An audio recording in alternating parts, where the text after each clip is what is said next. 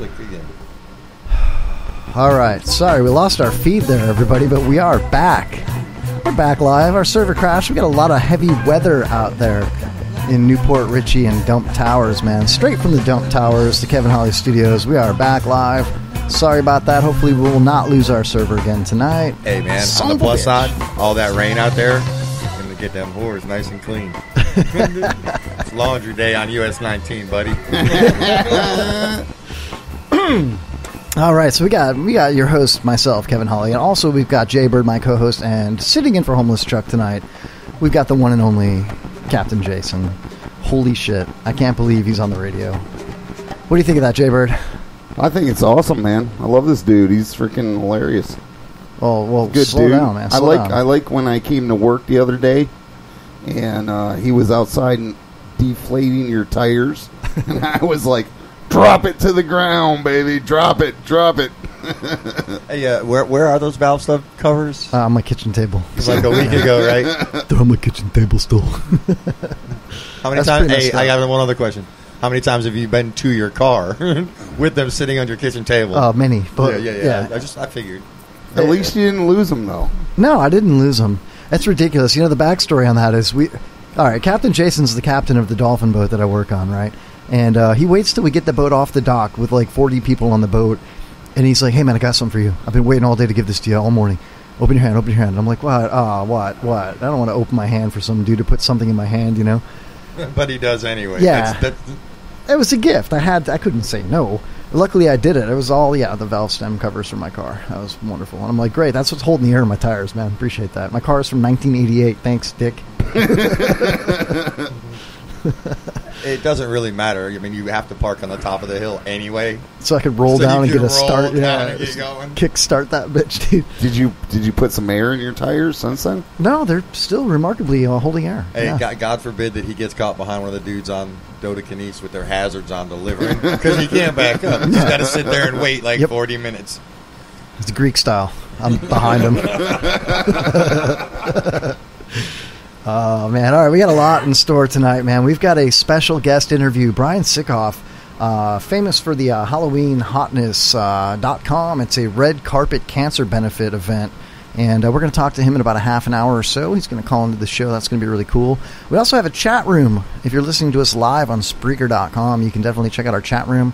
We've already got Chris Glick in the chat room saying, hey, y'all, telling us we suck. Awesome. Thanks, Glick. Appreciate that, man. I've got a serious issue we're going to take up in the 9 o'clock hour. Okay. It might be a little boring for some of us, but it's whether or not we should buy silver or gold. I think that's very important right now. Silver, gold? Silver or gold? Or gold. Always silver. I'm just saying. I mean, so Captain Jason says cool, silver. We can have a really good discussion on that because I actually have a little bit of insight. Hey, man, don't be shoving that at my mouth. Hey, man. You need to get closer to that microphone, brother. Also, we've got other things we got to discuss later on coming up. We got football picks we got to do, right? Yeah, hell yeah, absolutely. I'm where we're down at for that. I'm sure I'm sucking right now. I'm sure you are. Why did I invite this dude in here tonight? Hey, look, here's the messed up part. 5 days a week, I give him hell, and he invites me to come to his show in a closed format for 3 hours and give him hell. Yeah, it's pretty ridiculous, man. It's like I can't believe I passed up on this last week. Yeah, but you were here. For a while. We almost begged him to get on the microphone. He was sucking that night too. Well, listen, this is how bad I'm sucking. I'm still trying to put together my football picks for the sports section. So, way to go! It's only been 7 days, man. Yeah, wow. I'm just now. I don't even know who won last week. And on Sports Center, it's picking New England over. Oh man. All right, well, Glick in the chat room says, Jaybird, I love and missed you last week. You are clearly the real talent on the show. Well, next to me, he says. Wow. Clearly. You're not a talent agent, Glick. No, man. He does have that casting couch in his mom's basement. Where they do the vape and chill. You need to quit with any mom references. You already have an open contract on you. Sorry about that, yeah. Straight up contract. Chuck's not here tonight. I'll get this out of the way quick, man. Chuck got really mad at me for playing that song, that parody song. But he's been battling some personal demons, and he's been very busy moving into his new home. And we did reconcile our relationship during the week here. So he does have a home. Oh, yes. So why do you call him Homeless Chuck still? Well, he was homeless. He was homeless. You should call him New Home Chuck or something. No, we've been debating this for a while. Lonesome Chuck. Lonesome Chuck. Well, that's not going to change. Good luck, Chuck. I mean, if you stick Lonesome on him, it's probably never going to have to be changed again. Well, Pops already did that. Pops kept on stuttering over his words one week, and he called him Lonesome instead of Holmes. He didn't even use the word Chuck. He just said Lonesome. I think Lonesome that was over there. I think that was the same night he called it the Kevin Hardy Show, too. Kevin Harding Show. Oh, man. Chuck will be back soon. He's all good, man. Everything's cool. We got a lot going on tonight. Also, you can hit us up on Twitter. That's at Kevin Holly Show 4, the number 4. Also, if you want to call into the show, I'll give out the hotline after our first interview so we don't clog up the phone lines with all those callers out there. All both lines. We're going to do a lot of cool things tonight. We got strange news. We're going to talk a little bit about the debate. We got our football picks and sports. We also are going to play the pyramid game. And I'm thinking we should play a round of Gay Bar Steakhouse again this week. Now that Jay's back, man. No, we shouldn't. Why not? No. Why? Because it's... No. It's kind of messed up because when you're pulling the titles out of your address book, we know they're gay bars, not steakhouses. Kind of a rigged game, man. We'll see how that goes. If we have time. If we got time to burn, we'll play that game. We'll see. Oh, it's all good. It's all good, man. So, Captain Jason, finally in the studio. Staring at me. It's almost creepier than when Jaybird just looks right over the table into my eyes and we just kind of stare at each other with a blank stare. And I got Captain Jason over here. You are illustrating why I have not come on here yet very well. I'm starting to realize why I never should have asked you to come on the show before. Oh, man. So what's going on, you guys? What's new, man? What's shaking? What's going on? I want to make a comment about, did you guys see about the Yankee fan that tried to propose today? Yes, I did what notice. an idiot. Yeah, how about what that? An idiot for proposing. Well, that's what I was getting at. Yeah. I wasn't talking about dropping the ring. Yeah. Will you... Look, when the universe knocks the ring out of your hand at a Yankees game, just go get a hot dog and a beer and leave. This is your sign, man. Don't do it, man. Not going to work out. Sorry for your bad luck. Yeah. That should have been the first sign right there. He's like, on second thought, I'm out, man. I'm out. And how many foreigners were at that game? Because no New Yorker was going to find a diamond ring and be like, here you go, buddy. This is yours. I believe I found your diamond. Must have been a visiting fan, because there's no way. Yeah, I mean, if I found it, I would have pocketed it. Damn straight. I'm going to be like, I'm just trying to do him some help, I would have given it to a random stranger. I'm sure so I didn't feel like a criminal, but I'm sure they got 3 or 4 pawn shops right in the stadium. Yeah, that's funny shit. And all those Boston fans, man, you can't trust Boston people, No. They're like, I got your fucking ring over here. What the fuck? Yeah, you parked your ring by the car. He's been watching old reruns of Dick Tracy or something because it wasn't current Boston. What? But really, I mean, the Boston fans were probably throwing it to him just so they could laugh at him. They'd be like, "Here you go, sucker! You're gonna fucking get. She's gonna get 50%, man." Everybody's yelling, "Throw it back! Throw it back!" Like it's a team home run. Right? He's got a dummy ring in case he catches a real ring. You throw the dummy ring back. Sounds like somebody I know. Yeah, I mean, you don't know nothing, man. That's got to be a sign, though. If you drop the ring right there, yeah. If you drop the ring right there and you're trying to propose, I just wish she would have said no. She would have been like, that would have made it such a great freaking story if she would have just been like, nope. Oh, dude, there's so many other people that have been mugged at Yankee Stadium that she picked up the wrong ring. She's like, what is this crap? It's not even a wedding ring. Yeah, what if it wasn't? What if it was just like a freaking Jolly Rancher on a plastic thing? And he's like, that was Here's it. my ring pop. Yeah, a ring pop. A ring pop, yeah. Hey, how many people were waiting at their car to mug them on the way out knowing they had the diamond ring? Oh, no shit. All right, I got it pulled up right here. Let's take a listen here. Hold on. We got to skip the commercial in 1 second here. Oh, here we go. All right, here's the audio from that proposal at Yankee Stadium. You ready for this? There we go. Really good. And who the fuck are these Boston commentators doing it too? There, I got it. Stress City. She's not half bad looking. She is looking. They're all. That's the guy. Oh, damn. She's wearing a number 2 jersey. That's a Derek Jeter jersey. My buddy Kix Brooks wrote a song called Lost and Found in a Border Town. What's up, Seth Gecko in the chat room? You're not getting that back. Yeah, Heather's there in the red, and she's got the Yankee. There he is, always scratching his head. Look at the look on his face, dude. Well, it's a good thing I only spent $12.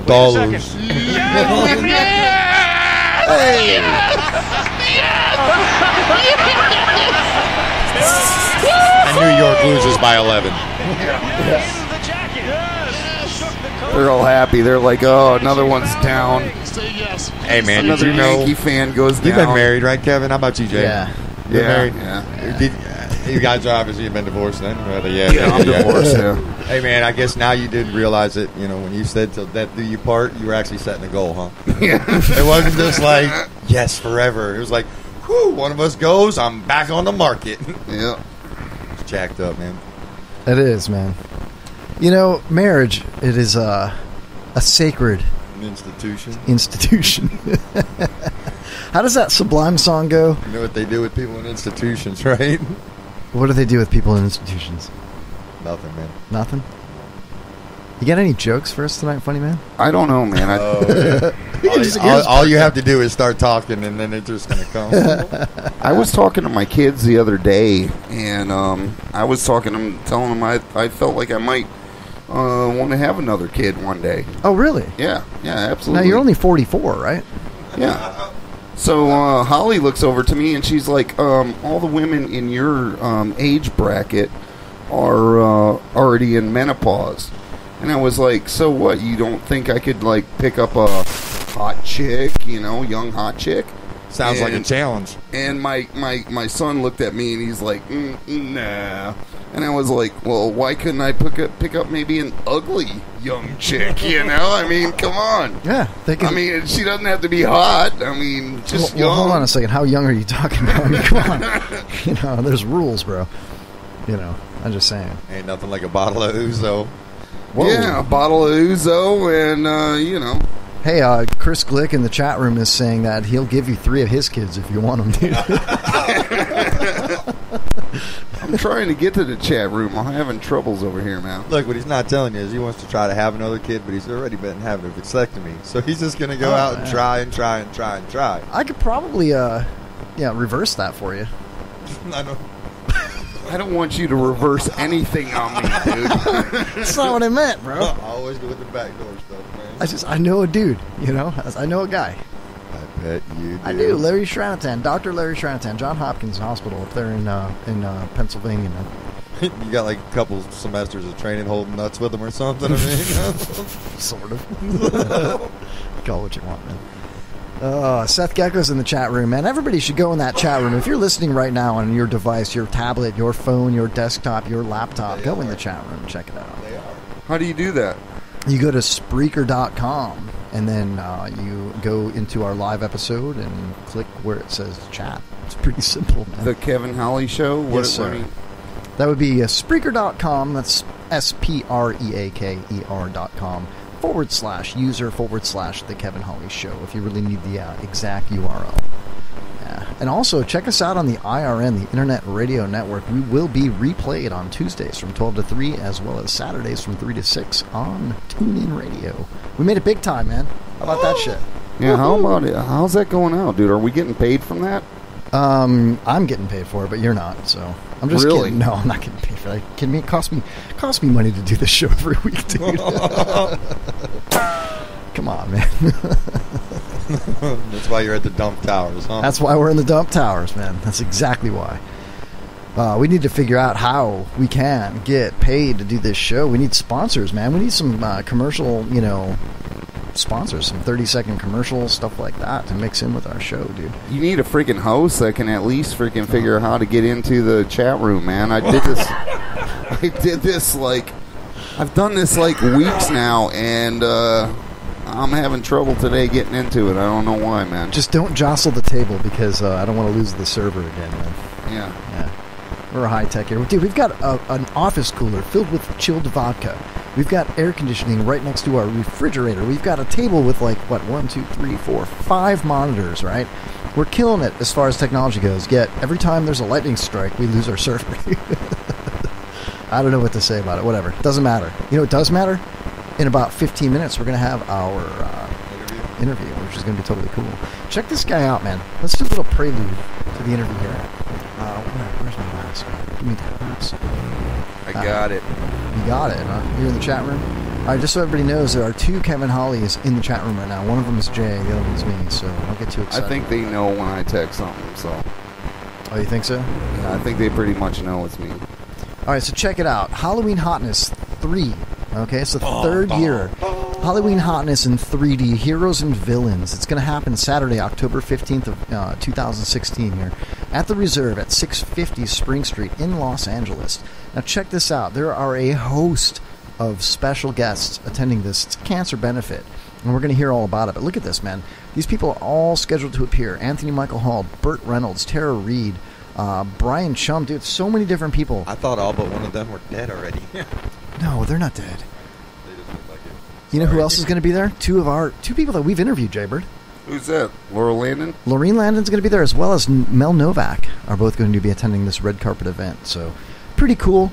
We'll get into the nitty-gritty with this when we get Brian Sikoff on the phone here. And I hope he doesn't hate us, you know. I wish Chuck was here. That's going to be awfully hard. It is going to be difficult, yeah, for him not to hate us. You're asking a lot. It is what it is. What are you going to do? So, Captain Jason, how was your day today, I'll bro? tell you what, dude. My day was great. Go ahead, Jabber. I would rub my fat body all over Tara Reid, dude. Oh, man. I heard know what this it is same about her. conversation from Kevin for like 11 hours. Oh, that's baloney, He dude. called me at the house to finish telling me.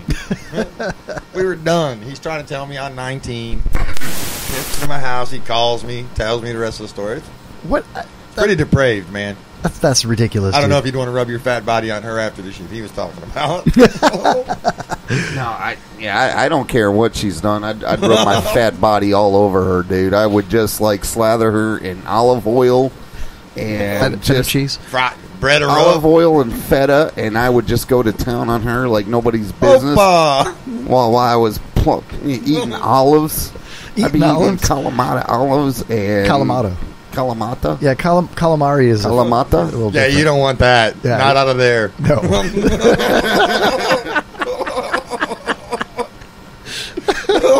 That would be really, really weird. Although, Have you seen the old movie Species? Probably something like that. yeah, where it comes out of the toilet. Remember that? Yeah, it was all jacked Or was that Ghoulies? No, that was Ghoulies. I'm thinking of Ghoulies, yeah. A Jaybird, though, when you think about it, if it's calamari, potatoes, or whatever you're talking about, it doesn't really matter where they're coming from as long as it's coming from Tara Reid, right? Yeah, I don't care, dude. She could piss in my eye, dude, just so I can see where it came from. I'd be all right with that, dude. Like, Just be like, yeah, get it right there. Oh, I got a shot of it. All right, now the other one. yeah, so here we go. Tara Reid is no longer scheduled to appear. Brian Thanks, Jay. Sikoff has just canceled his interview. Yeah, what are you doing, man? Hey, I wear glasses, man. I'm, Oh, like goggles. Yeah. Goggles paisano over here. Hey. yeah, she's a pretty good looking woman, Yes, man. she is. I mean, Have you seen some of the more recent pictures of her? She's freaky, No, dude. she I think isn't. she'd go ATM. ATM? All the marbles? DVDP. Just stop right there. No, this is great. I feel honored. I feel honored that we're even part of this, man. This is great. It is actually really cool. It is a cancer benefit. All the Red humor carpet aside event. and Yeah. stuff like that. It's really good. Yeah. Did it you is. discuss Central Time and I did. Eastern Time I did, with this yes. guy? I did, yeah. Okay. He seems like a pretty smart cat, so I think he'll be okay. All right, cool. So it's all good. Anyway, you know what's not good? My football picks last week, dude. I can't wait to get into that. We're going to do that in the second hour. Well, not knowing too much about your sports background, knowing that I have to look at a Cubs hat every day, Yeah. I would expect your sports picks to suck. I'm just saying, if that's the only thing I seen was you walking down the street, I'd be like, I want that dude in my fantasy football league because I would fuck him up. Wow. See, I can't play. Are you having fantasies about me, dude? Yeah, football. I can't do fantasy football because me either. I'm so biased to my teams. I'm like, I'm gonna pick. Hi, I'm Brian. I'm on for the 8:30 call. Well, hey, Brian, what's going on? Welcome to the Kevin Holly Show. How you doing? Thanks, pretty good. How are you doing? I'm doing fantastic, man. Thanks for calling. Great. No worries. I hopefully I could make a call without the dogs barking in the background or the kids saying, "Hey, Dad, let's play Star Wars Battlefront." But I think we'll get through it. Star Wars Battlefront is great. Yeah, Battlefront's all right, I guess. It's great. Right, well, do you have any kids? I have two. Yeah, two beautiful daughters, 8 and 11 years old. Oh, cool. My son's 9 years old, but he's got some challenges, with his ADD and his sensory processing disorder and stuff like that. But I love him, but I can't send him, California law says I have to keep him. Yeah, you know what? The way I look at it, man, is just let kids be kids. You know what I mean? Just let them have fun and be kids. They're gonna learn at their own pace, no matter what. You know what I mean? You're exactly right. You're exactly right. I just hope that he doesn't, go to a clock tower one day and start popping off people. At least none in my lifetime. I have that same concern about Kevin. We'll see what goes on. So I love him. I'm sorry. Go ahead. It's okay. I was just going to tell everybody we're talking to Brian Sikoff. Sikoff, is that how you say it? It's pronounced Sikoff. Yeah, Sikoff. Okay, cool. I didn't know. Yeah, that's how. No one gets it. No one gets it right. It's kind of like it's my. It's funny, like my. Growing up in school, I was actually went from elementary school to junior high school, and they were taking attendance, and they said, Brian Sikoff. I said, actually, it's pronounced Sikoff, and the teacher said, "Are you sure?" I'm like, sure? Yeah, I'm sure it's mine. But I called your brother Sikoff all last year, and he answered to that. I said, well, it's pronounced Sikoff. Whatever. That's pretty awesome. So, Brian Sikoff, now you're responsible for the Halloween Hotness. Now that you've done two of them, and you got the number 3 in 3D Heroes and Villains coming up on October 15th of this year at the Reserve in Los Angeles. Is that correct? Yes, I do. Now, I've been checking this out a little bit. This is a little bit about your bio too. Now, I remember reading about the very first one, and you had somebody very special to you that passed before you even had the event start. Can you explain that to us a little bit? Yeah, my sister-in-law Carmen Kuchera had pancreatic cancer, and they basically that's what killed Patrick Swayze. About a month to 2 months, usually it takes you. She lasted a year. And she traveled. She went to Hawaii. She went to Thailand. She just wanted to see the world. She was a Buddhist, and we tried our best to comfort her any way possible until she went to hospice. And so the first Halloween Hotness was in her honor. And as much as actually I think the event was prepared, I was unprepared. When I put this event together, I didn't know what I was doing. I'm just an average Joe. I'm not anyone special. I'm not charging $1,000 a plate for somebody to come to an event like this. I just do a party together, and it actually came out okay. And I wasn't going to even host it again until my father-in-law got cancer. And, of course, he passed since. And I said, something? It's just, I went all out. I took my experience that I received from doing this, the first event, and I put, all the chips on the table. I went ahead and threw it all to the dealer, and I said, let it ride. And it was fabulous. 440 people showed up. We had some big celebrity names. I did the Roosevelt Hotel. So it was really great. And now it's topped that one now. But I will never stop doing this event. Right now, no one in my family has cancer, thank God. But I'm not going to stop. I'm going to keep on going. Now, Brian, I'm looking at your guest list for this particular event, and holy crap, man, you've got some seriously famous people that are going to be attending or scheduled to appear anyway. Two of which I've personally interviewed on my show before, Lorraine Landon as well as Mel Novak. That's really cool. Lorraine Landon's a doll. She's great. She went ahead and the special guests are just there to help with the people that are coming to the event there. But she actually wrote us a check. I'm not going to discuss the amount, but she just said, you know something? That's cool. She was under no obligation whatsoever, but she wrote a check, and she mailed it to me with lips sealed on the back of the envelope, saying here. And she gives. I'm not throwing that envelope away. I'm keeping that envelope. Yeah. But the thing is that she's just a doll, and I just cannot believe enough that what she's bringing to the table. She's That's just, so cool. Yeah, she was famous in my life growing up. You know, I'm 41 years old. I remember her from Airplane 2. Yes. Yeah, you know, and she sent us a package with lipstick sealed on the back of it as well. Exactly. Real cute, yeah. She sent us a bunch of pictures that were autographed and everything. We got them hanging up on the wall here in the studio, and she is a fantastic person, a great actress, and just an all-around doll, like you said. She really is. Right. Now, I'm looking. Well, actually, remember in the movie All the Marbles, she was she was the California Dolls. That was the nickname of her taxi partner. Yeah. Yeah. Totally cool. You know. No, I'm looking at the special guests list on the website here, which is HalloweenHotness.com. And, yeah, I mean, we've got Anthony Michael Hall, Burt Reynolds, Tara Reid.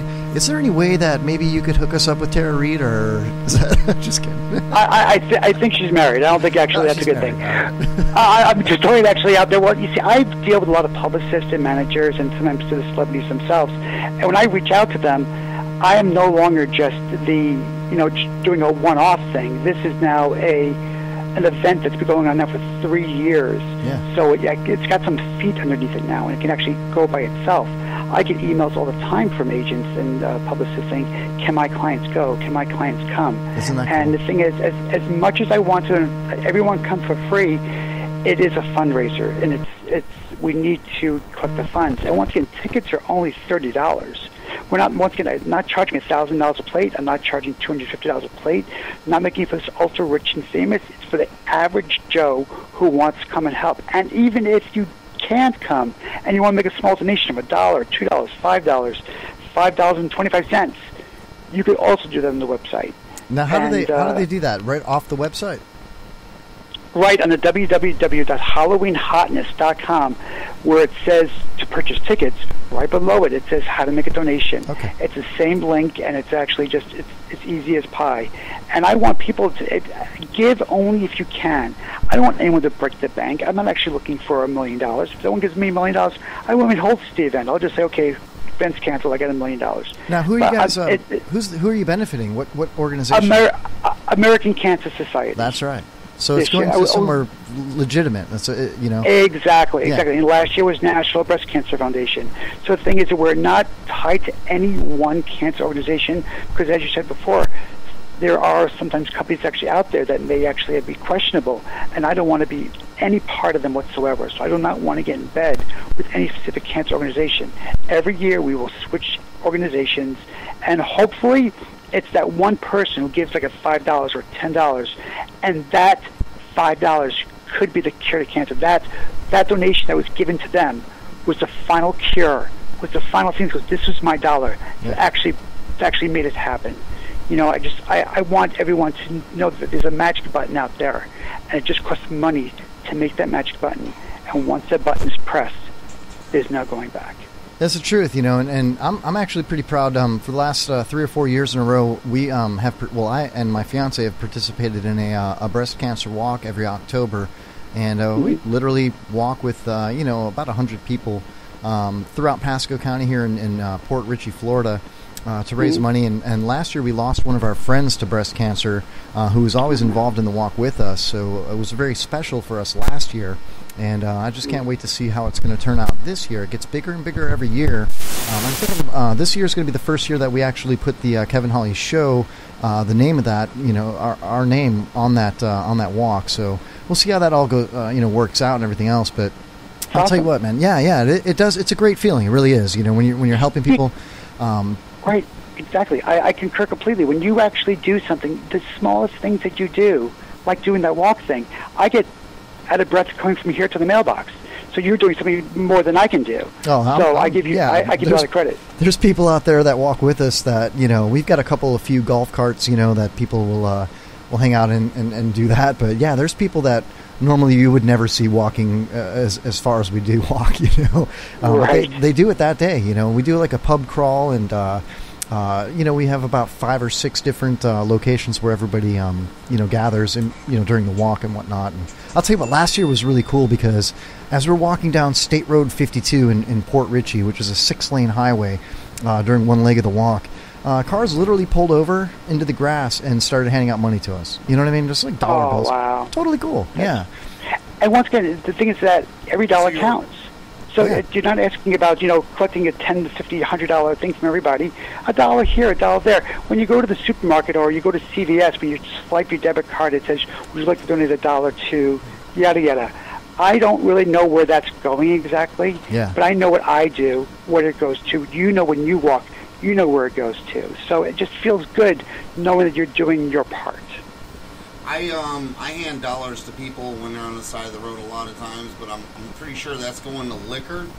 But if I saw Kevin on the side of the road, I would definitely hand him $1. So that's Jaber, okay, right there. He's a.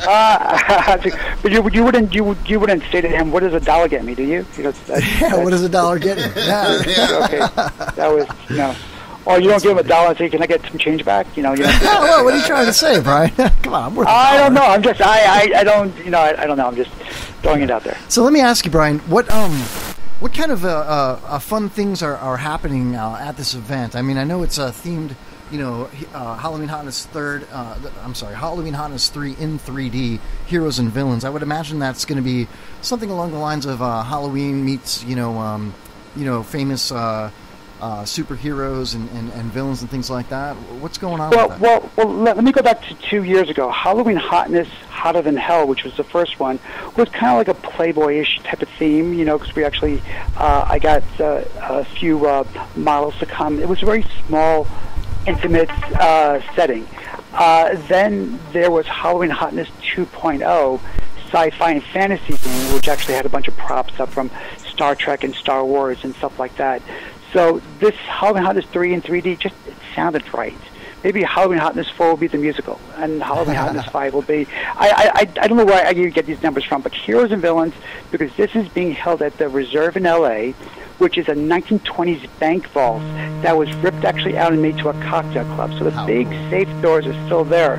So what else would you do actually inside of a safe? Either rob it or try to save it. So actually, it's like Heroes and Villains. And we're going to have at this venue, we're going to have raffles, silent auctions, we're going to have entertainment, we're going to have singing from Brian Justin Crum, who was one of the finalists for the America's Got Talent. We're going to have burlesque dancing from some friends who are burlesque dancers. We're going to have, just once again, entertainment galore. So for that $30 that you're paying, you're going to get your money's worth plus some. Absolutely, and just once again, we want people just to feel like, people ask me, is this an autograph show or people actually signing autographs? No, this isn't an autograph show. It's a party.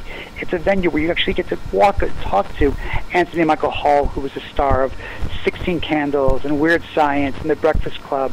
That's why we're giving him a Lifetime Achievement Award because, Hollywood is, I'm not going to say that they're show favoritism, but sometimes you just don't get the acknowledgement until you're dead. We're at the very end of the, during the Academy Awards, where it says, in memory of, and you see someone who passed, you're like, oh yeah, I remember that person.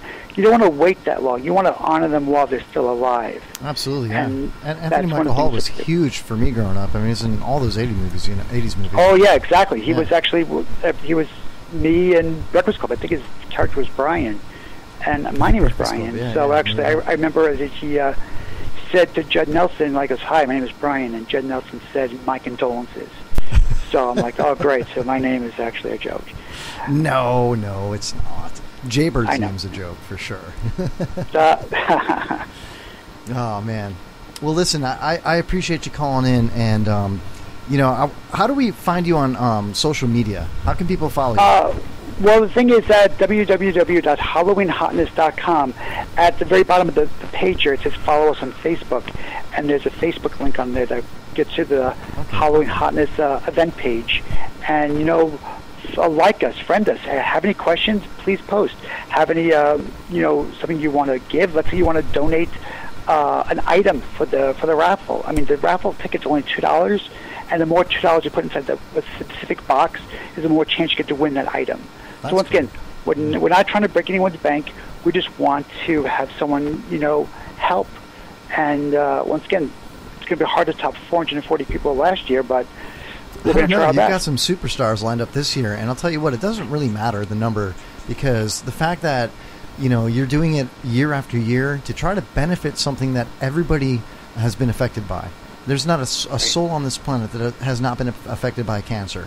And so to be able to be involved with that, I think it's going to be a success. I really do. And Halloween coming up, and honestly, being on the Kevin Holly show is really what's going to boost you. I'm sure. Actually, I'm gonna get a Kevin Holly tattoo. Actually, right after this phone call. But auction that off. That would be great. Auction that off. That's right. I'll shave my head and put a Kevin Holly tattoo. I think someone pays me enough money for that. That's hysterical. But the thing is that once again, I want this event to go on every year, even after I'm gone. Yeah. After I'm long dead, God, I want this event to still go on and still be out to the community, still for the average Joe to feel they're part of Hollywood. And I never put it on Halloween itself, because Halloween means different things to different people. It's kind of like a family thing. So I try to keep it a week or two away from Halloween. No, that's a good idea. I agree with you on that one for sure. And October being Breast Cancer Awareness Month it hits home for me and my family particularly. So, that's why I was really interested in interviewing you. When I talked to Joe, and I said, this is perfect. I would love to do this. So I think it really hits home to a lot of people, and I really, kudos to you for doing it, and I wish you the best, of luck, and I hope you have complete success with it. And if you could, I know she's married, but send Tara Reid our way for an interview would be awesome. Okay, well, maybe I'll hold her a sign saying, hello to you, and I take a picture, and I'll send it to you. That would be really cool. Maybe like blowing you a kiss or something like that. We'll see what goes on. I'm going to go ahead and PM you the studio address here at the Dump Tower in Newport Richey for that, for sure. Sure.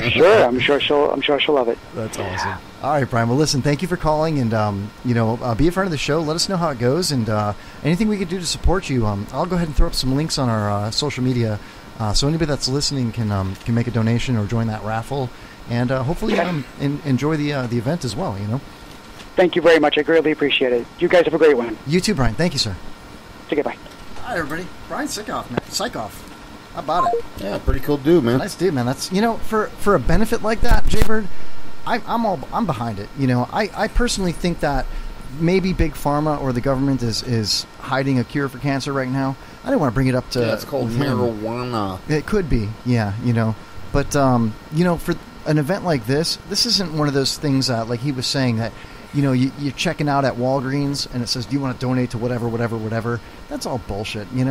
Something like this, send in your $2. Go join the raffle. This is a real event, and the money's going to the American Cancer Society, not some weird bullshit company that's made up by some 401(c), some infamous internet radio guy like Kevin Holly. I don't know. I'm just saying. It's not like it's benefiting me. It would be cool if it did, but I'm just saying. Meanwhile, we're still trying to. Meanwhile, we're still trying to get a GoFundMe account so we can get a real studio, right? I think that's a good idea. All right, let's take a live call here real quick here before we go to break here. You're live on the Kevin Holly Show. What's going on? Hey, man, how you doing tonight? I'm doing fantastic. How are you? I'm doing awesome. Kevin, I figured I'd give you a phone call tonight because you've been really harassing me on my Facebook a lot recently. Oh, man, I know who this is. And I thought maybe we could hash it out a little on air. I love the idea. Is this Sean Ras? Yes, this is Sean Ras. How you doing, brother? How the hell are you, bro?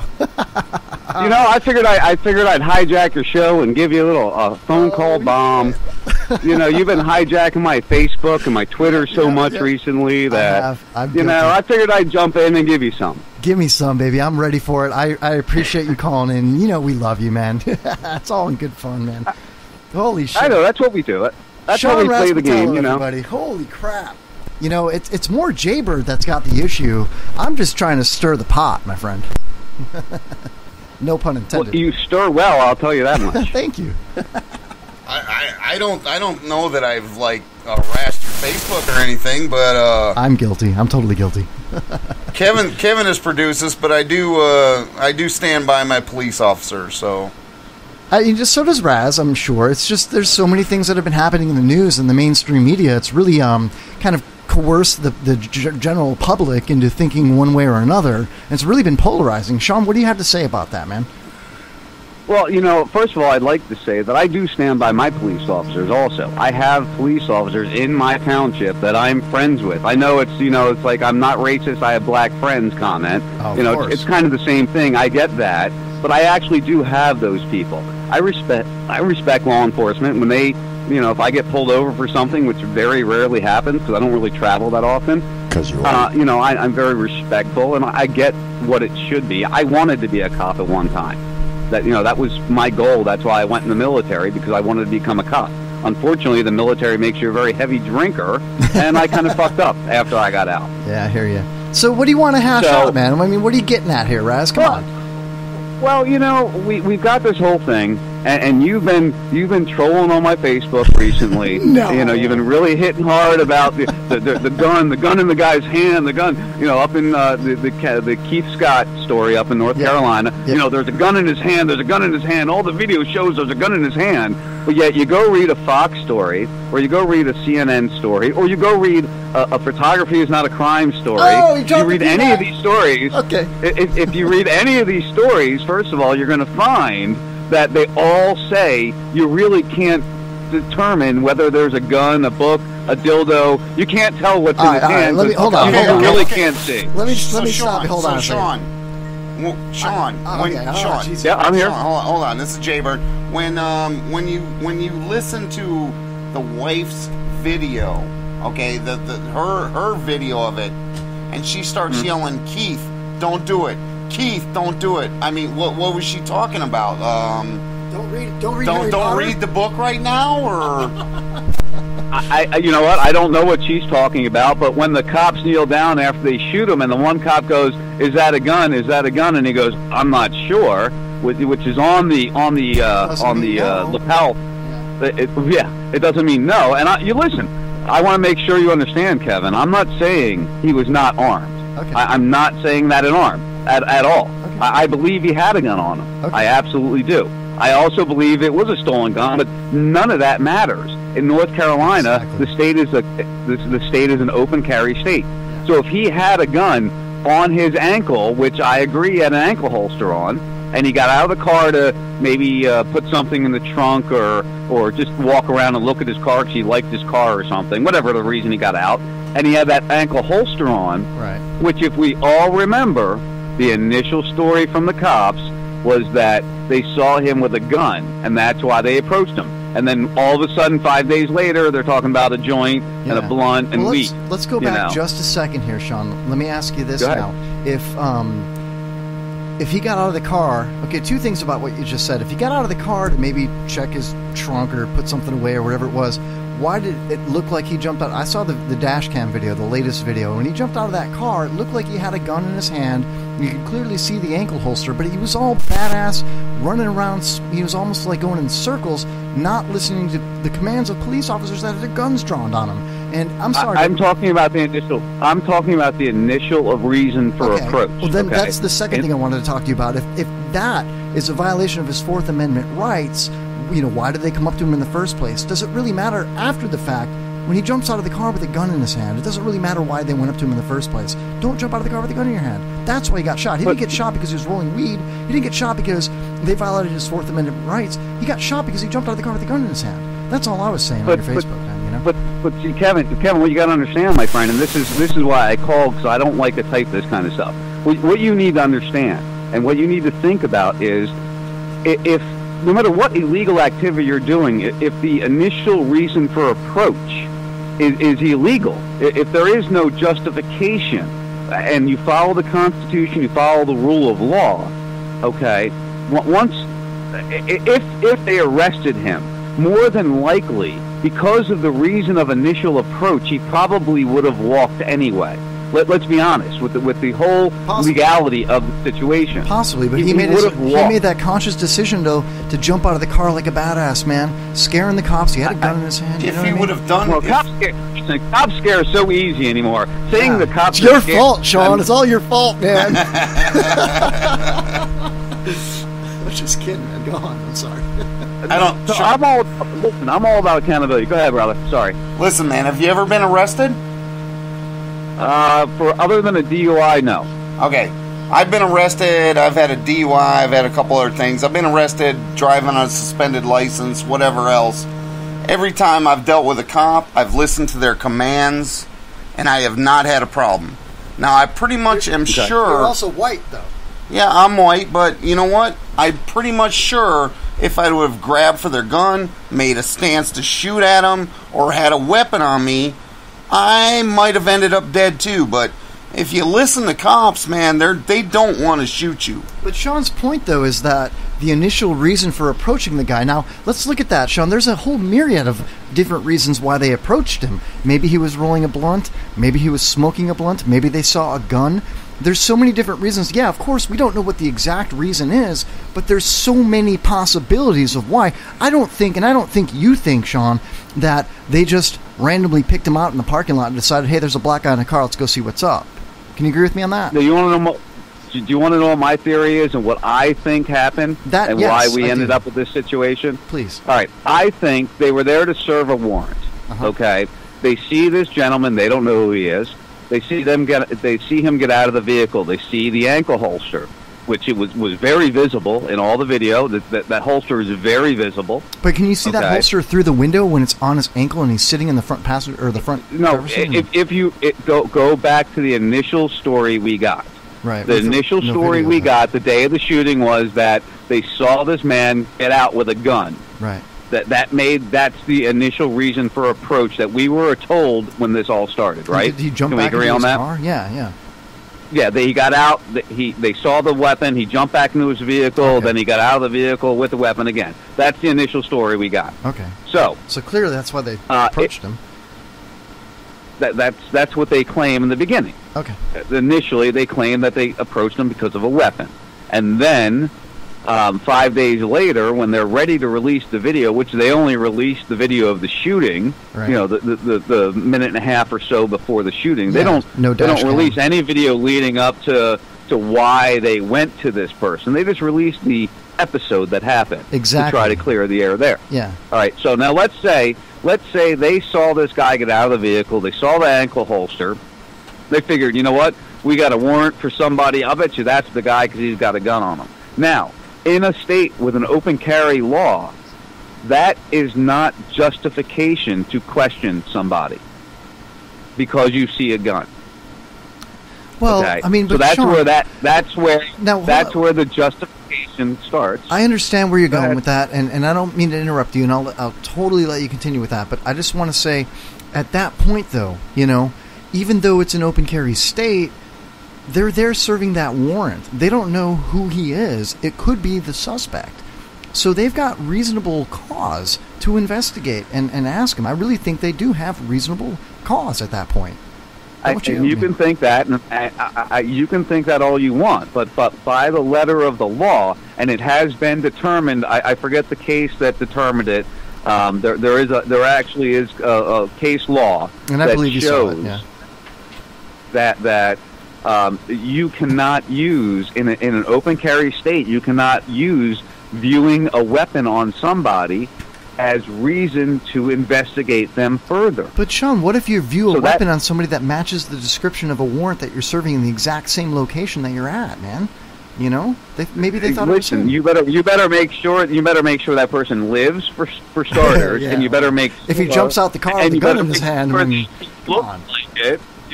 And you better make sure that every single body camera catches the gun in the hand. Yeah. Because again, Fox News, CNN News, all these different news organizations all say in the video you cannot determine if there is a weapon in his hand. I hate to keep interrupting you, Sean, but Jesus Christ, man, aren't you one of the champions of the world that talks against the mainstream media? They're all owned by the AP, and who owns the AP?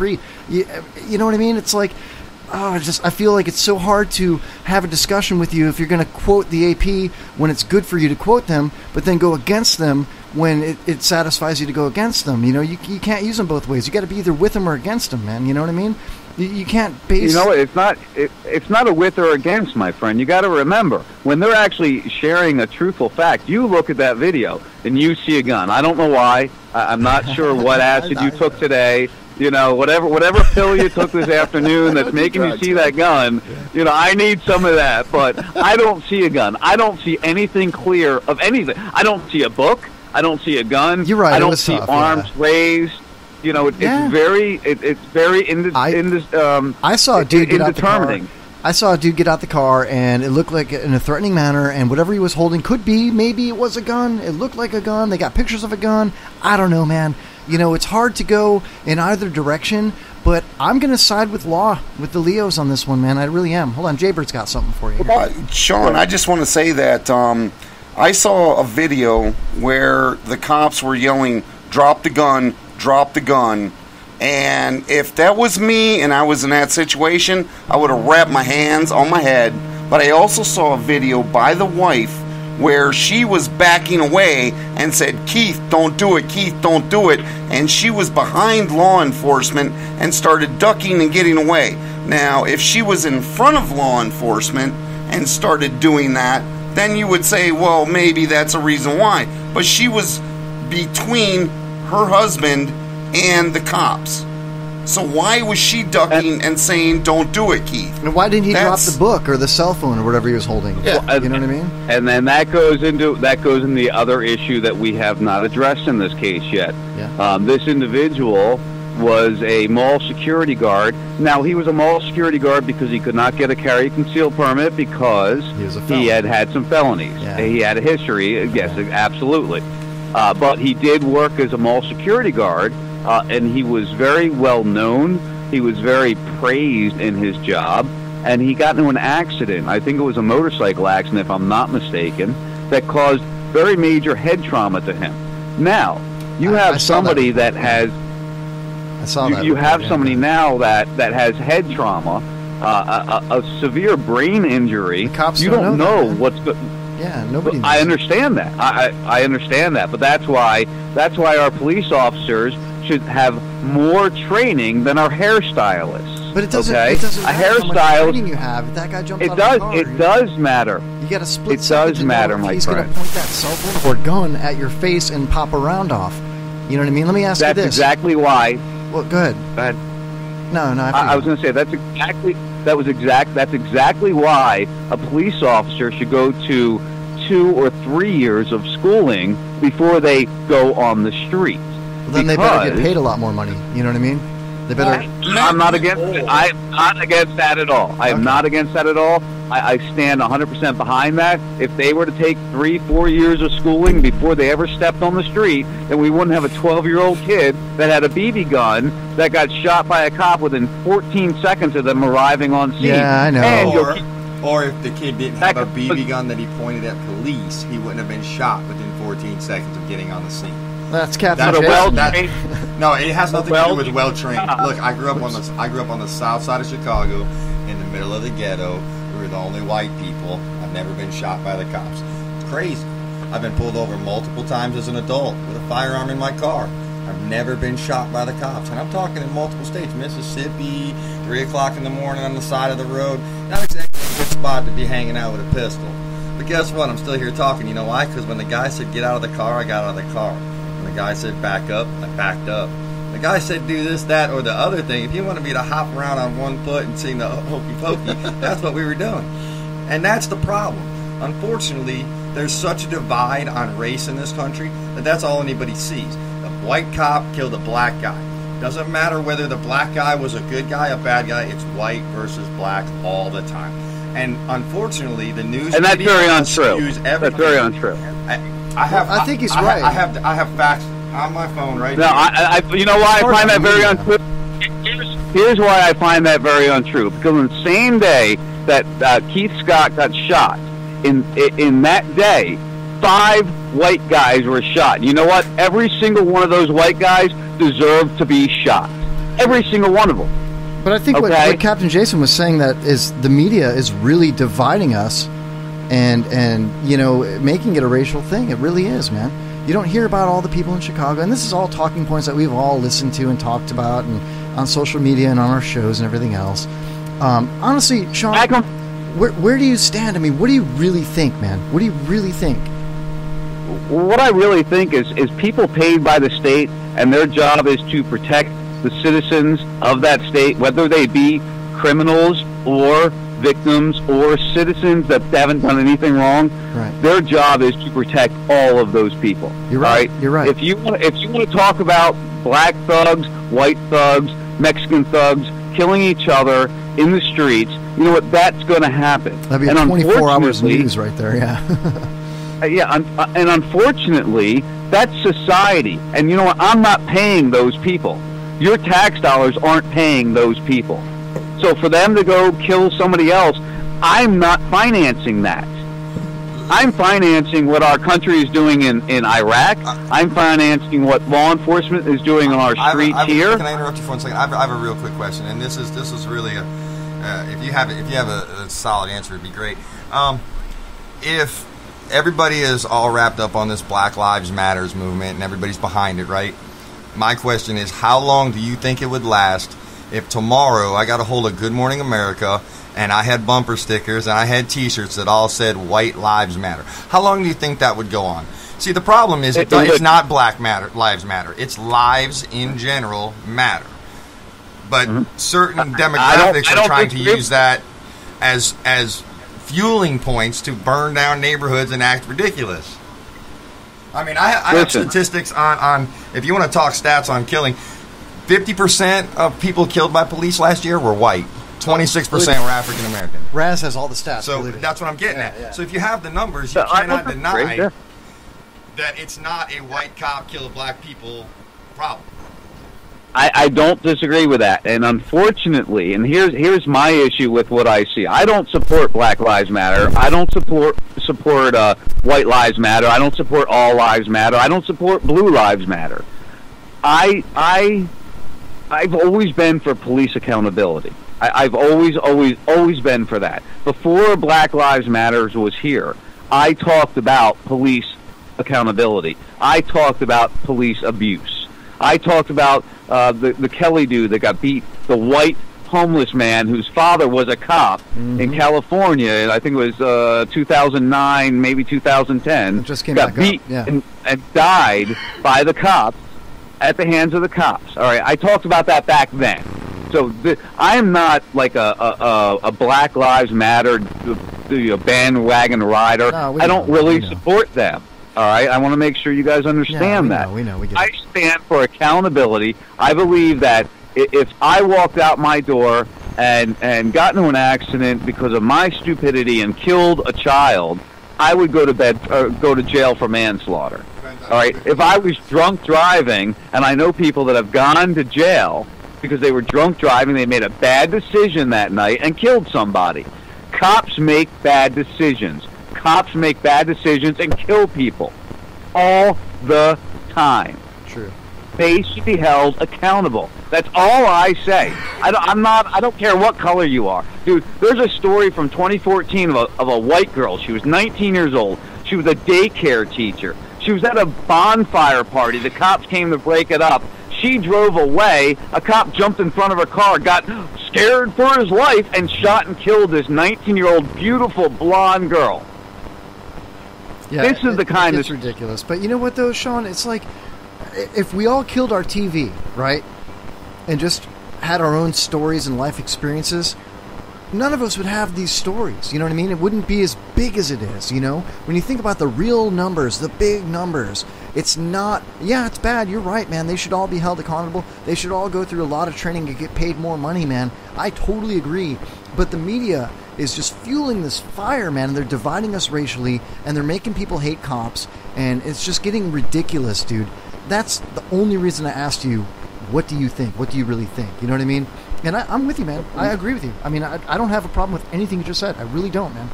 Sean Raz, Kevin, go ahead, sir. Sorry. Sean, it's Jaybird. Are you familiar with Charles Conduct, the cop that was killed in Tarpon?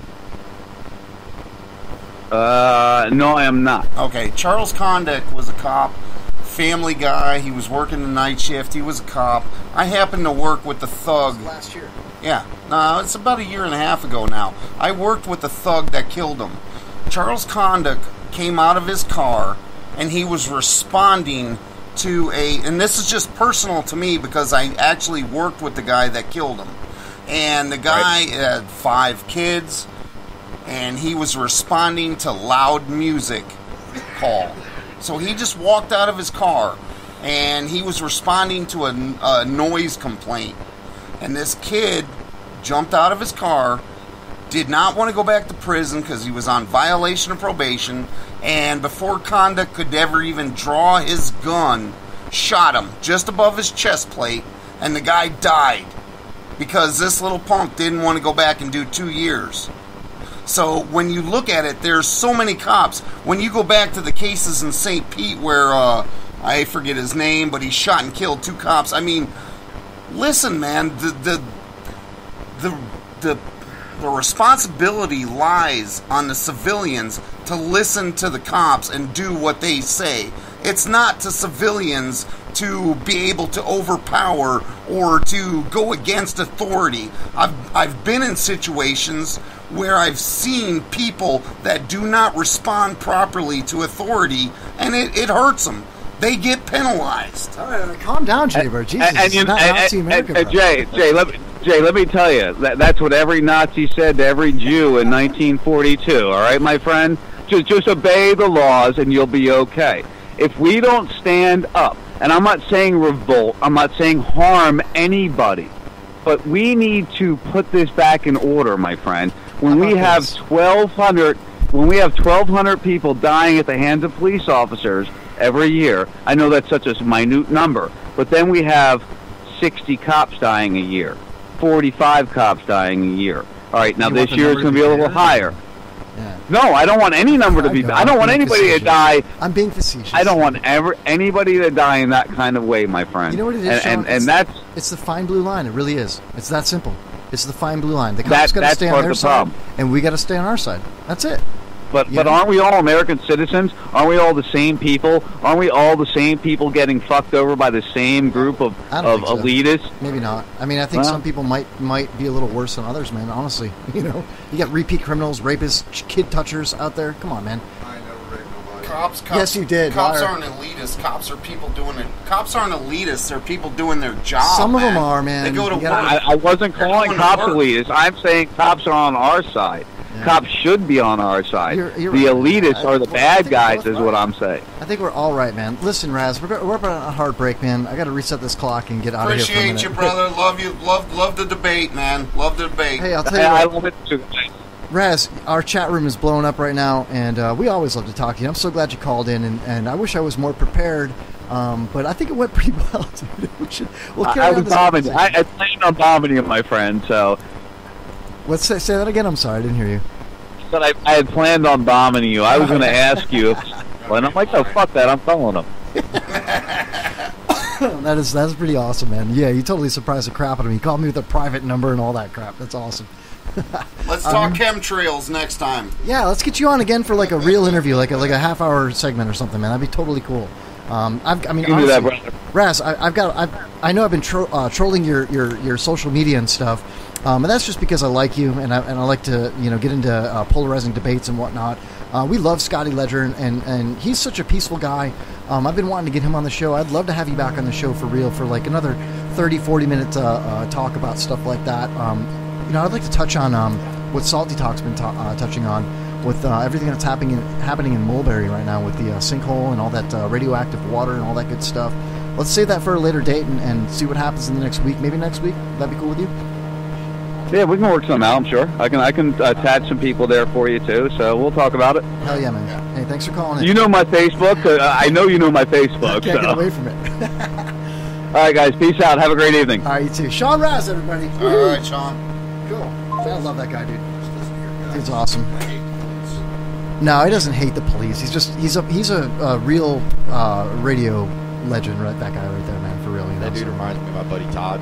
Yeah. Like, we could sit down and talk for 30 minutes, and I can have him argue both sides.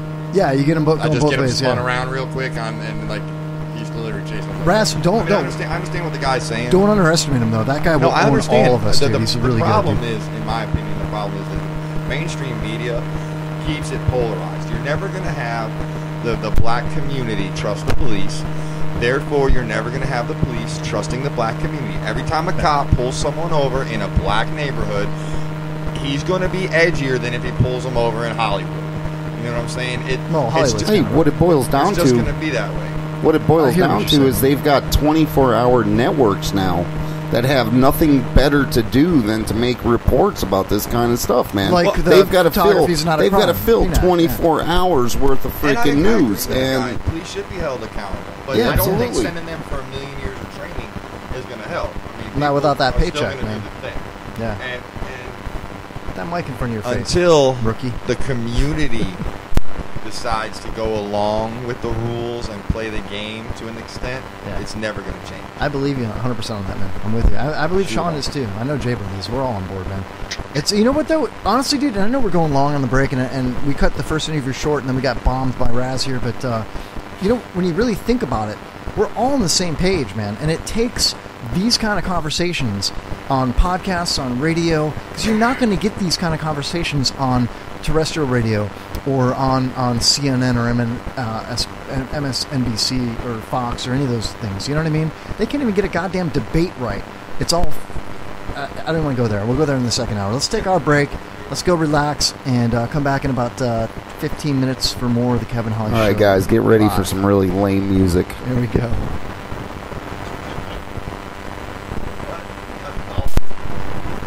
It's worse than throwing cats in the river. It's the Kevin Holly Show on the IRN Internet Radio Network.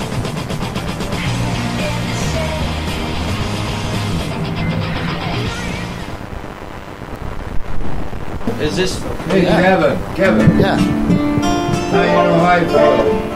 What? Hold on. What's up, Pops? How you know how I feel dealing with somebody twice your age? All right, you got me there, Pops. You totally got me there. You know, I thought we had a good relationship, though, you know? Well, we used to, but I think you're screwing it up.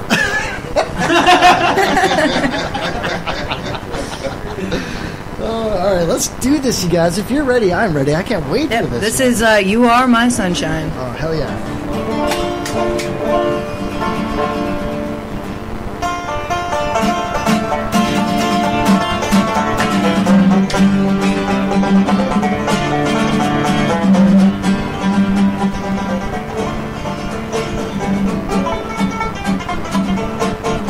You are my sunshine, my only sunshine. You make me happy when skies are gray. You never know, dear, how much I love you. Someday, my sunshine away.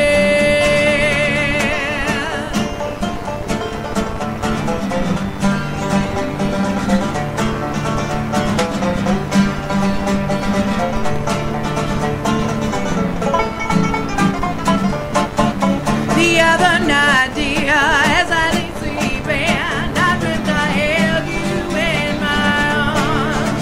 When I awoke, dear, I was mistaken, so I hung my head and I cried. You are my sunshine, my only sunshine. You make me happy when skies are gray. You never know, dear, how much I love you. Someday, my sunshine away.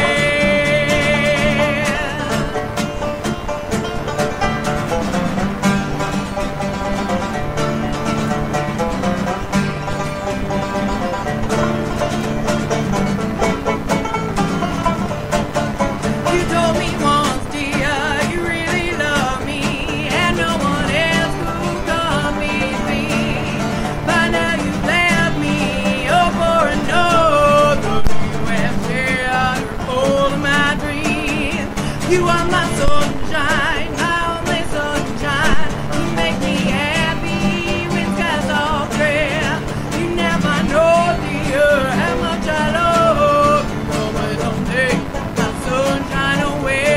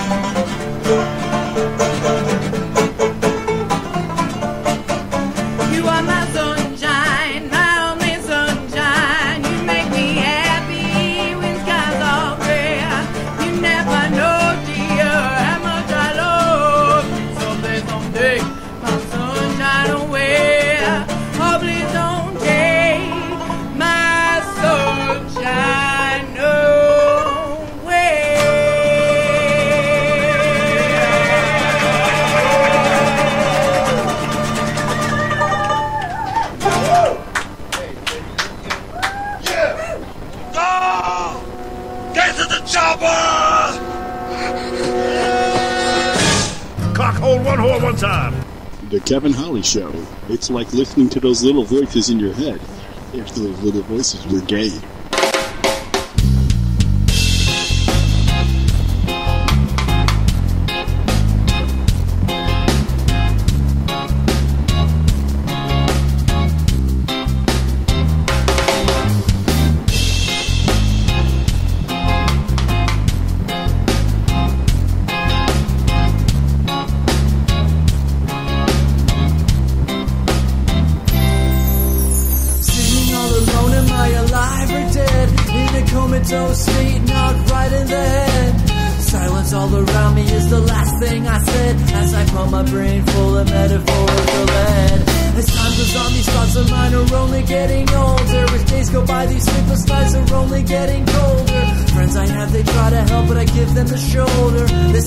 Happiness is in the eye of the beholder. Another day, another time, we can live another life. Another day, another time, the last of us time. It's time for us to break away, but now you're scared to say that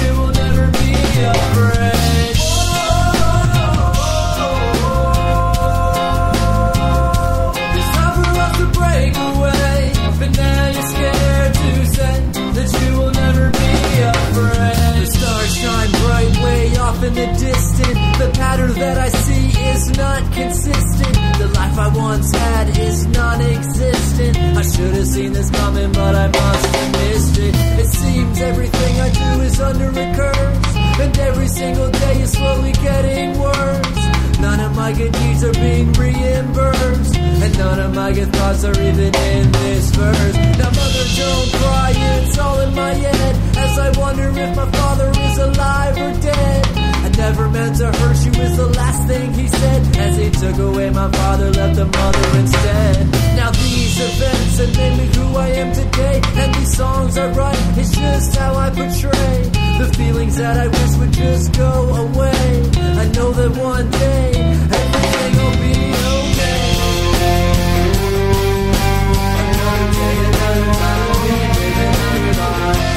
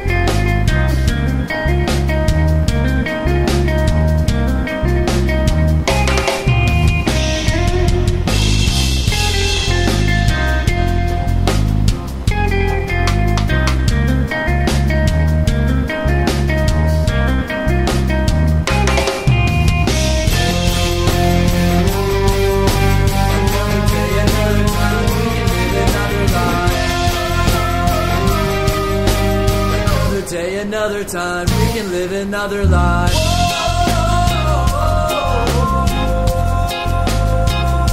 It's time for us to break away, but now you're scared to say that you will never be afraid.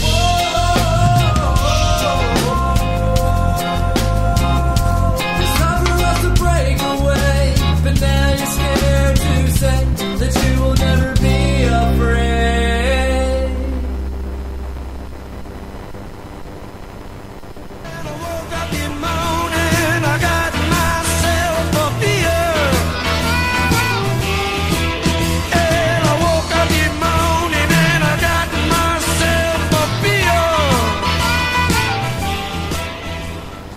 Homeless Chuck needs a room. You've got one for rent. Call him at the Kevin Holly Show. That's the sound of my headboard makes. Chuck, let me ask you the first trivia question of the night before we get started. When did your balls drop again? más de la Kevin Holly Show. Go!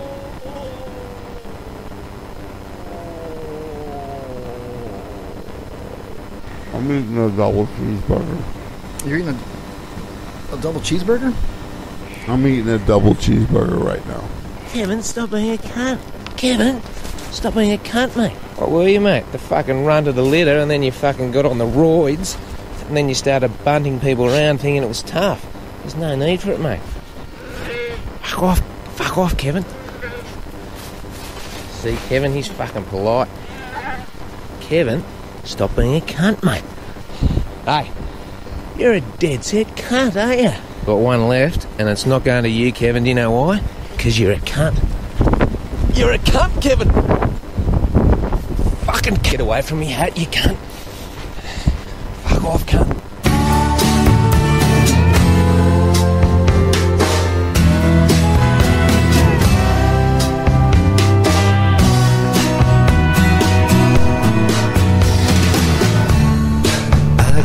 You, but it's the craving for the good life that sees me through troubled times when my mind begins to wander to the spoon.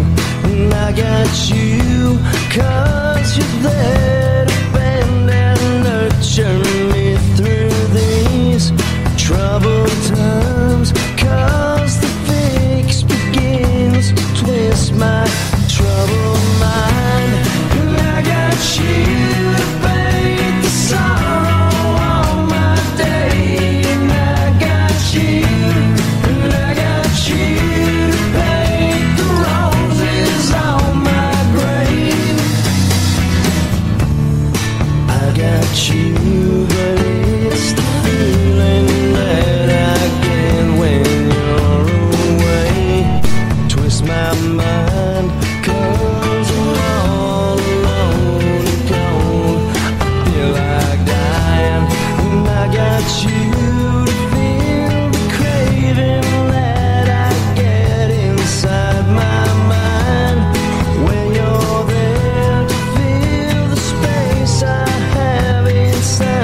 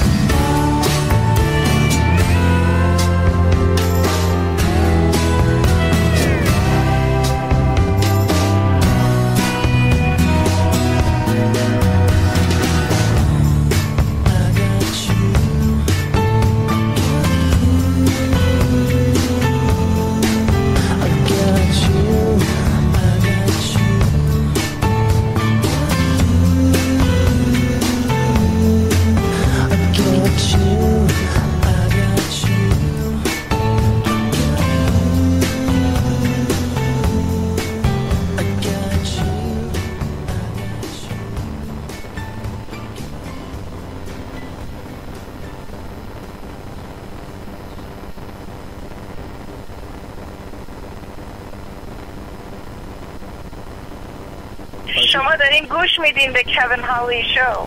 شما دارین گوش میدین به کوین هالی شو. شما دارین گوش میدین به برنامه کوین هالی. Y'all be going on vacation? See, the thing is, if you about to be up out this bitch, check it. Peep Delta. We be flying all over this bitch. Let me ask you something. You finna raise up and get your travel on? From the interior to the exterior. You've got to get your posterior in one of these big-ass planes. Dog, you lay in the cut straight sitting on your ass and getting your drink on and your snack on while we floss and fly this mofo all over this bitch. East Coast, West Coast, it don't matter. Nia, we'll get you to your hoe and back lickety-splits. No Then you be back at your crib chilling with a flat spliff, thinking we was some crazy-ass angel. Hell, these fat, round, thick-ass vessels run up in the sky so deep, it be crying. Yeah, you thought it was rain.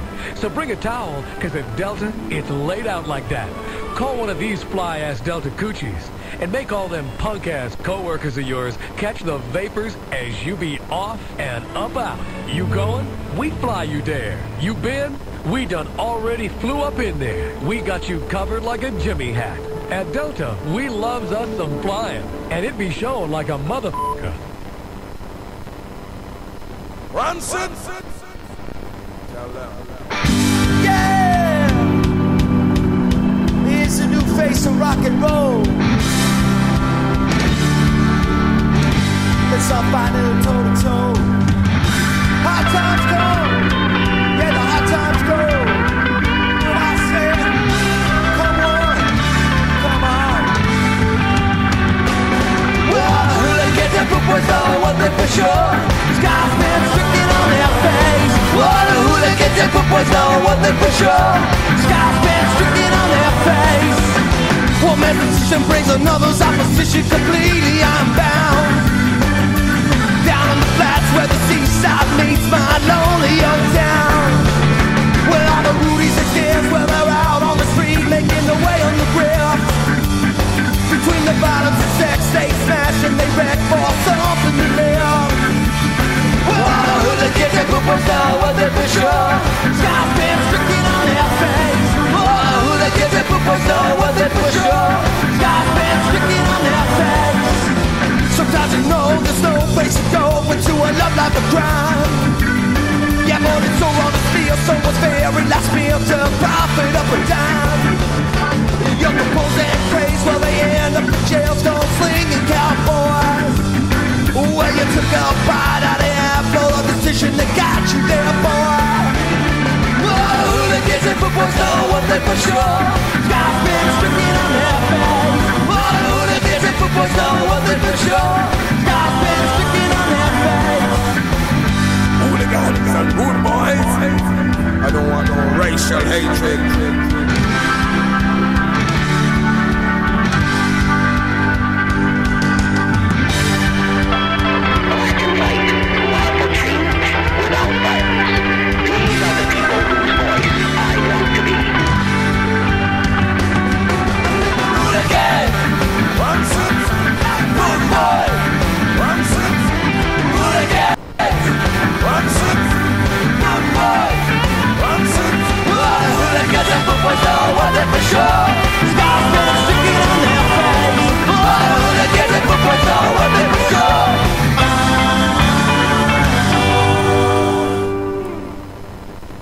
I am not very knowledgeable.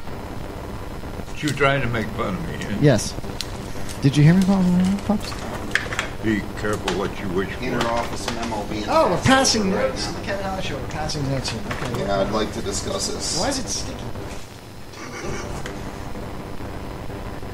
Look on your lap now. Oh, I'm so grossed out, dude. Oh my god, dude. He just sent me a note that said, "These are for you." And when I opened up the paper, a whole bunch of toenail clippings landed on my lap. Dude, that's so gross. It's fingernails. Oh, fingernails, whatever. Just fingernails.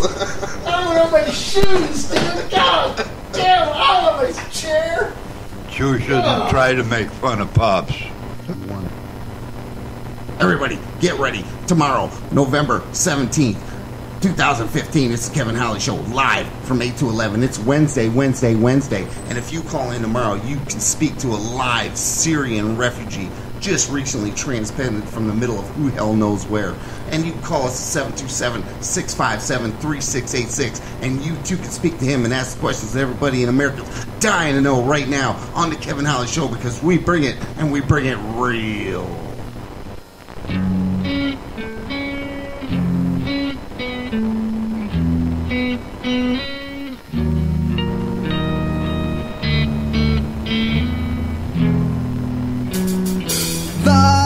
It's never enough. You give and you get. It's always a bust. And it's too hard to leave you tonight. You're crossing the line. You're telling me how I should live my life. And I'm just gonna leave here. She could have taken my heart, digging into. Welcome back to the Kevin Holly Show, everybody. I'm just gonna leave. God, I love Slingshot Robot, man. Are they not the best band out there? Let's jam it out, man. Woo!